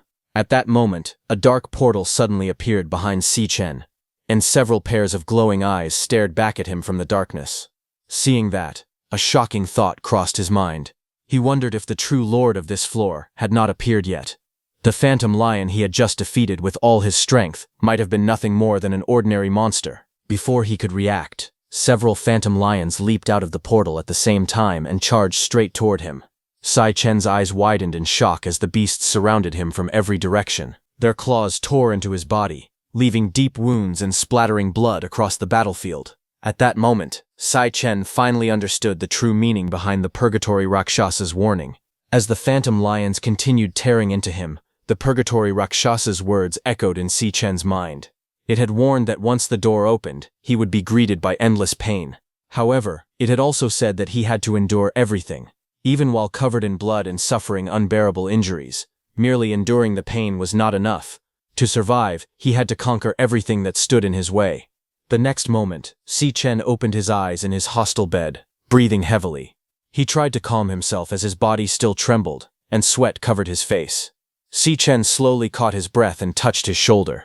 He could still clearly feel the agony, as if his muscles had been torn apart and his skin had been peeled away from his bones. The pain from the dream felt completely real. Si Chen realized that there were no shortcuts to becoming stronger. He understood that the lonely and difficult path of purgatory had only just begun. Then, on Friday, May 20, 2015, students gathered at the National Awakener University Grand Auditorium for the Graduation Combat Assessment Team Formation Ceremony. Teachers and university officials sat at the front while the students waited for the event to begin. As everyone settled into their seats, students began talking among themselves. They had heard that several high-ranking leaders from the Guild Alliance would personally attend to watch the graduation combat assessment. Realizing this, they understood why the rules had been changed this year. In previous years, there had been no requirements for team size or rank. However, this time, every team had to consist of at least 5 members, and at least one member had to be high E rank or above. Some students wondered if the new rules had been introduced simply to make the graduation assessment more exciting for the audience. Others admitted that they had no idea. At that moment, Director Gong Xuan cleared his throat to get everyone's attention. He announced that the rank information of every student in the current batch had already been sent to their wristbands. He then instructed everyone to check their wristbands and complete their team formation as quickly as possible. As soon as the announcement ended, every student's wristband lit up, displaying a list of names, ranks, and team status. The students immediately began checking the information to decide whom they wanted to recruit. While looking through the rankings, Ma Feng suddenly frowned in confusion and exclaimed that something was wrong. He noticed that Si Chen was listed as only a low E-rank awakener. Ma Feng looked at Si Chen in disbelief and asked how he could possibly be only a low E-rank awakener. Si Chen was also a little surprised to see that the other students were equally confused. They clearly remembered that Si Chen's previous assessment had shown him to be a C-rank awakener. None of them understood how his rank had suddenly dropped to low E-rank. Some students concluded that his demon heart must have truly been damaged back then. One student sighed and admitted that he had wanted to team up with Si Chen after failing to join President Gong Ting's team. However, after seeing the new ranking, he gave up the idea because he believed Si Chen was only a low E-rank awakener. Listening to the conversations around him, Si Chen remained calm. He knew that with such a low ranking, no one would be willing to invite him into their team. Everyone knew that the graduation assessment was extremely important, and no one wanted to carry someone they believed would only slow them down. Several students mocked Si Chen and laughed at his situation. They said he must regret rejecting Gong Ting's invitation earlier, believing he had thrown away his only chance to join a strong team. Not far away, Gong Ting silently observed everything without saying a word. At the front of the auditorium, his uncle and the director of career services, Gong Xuan, watched the scene with a faint smile. Looking at Gong Ting, in his mind he told his disappointing nephew that he still had much to learn about how power and human nature truly worked. He believed this experience would teach Gong Ting a valuable lesson, because soon his opponents would not even be worthy of competing against him.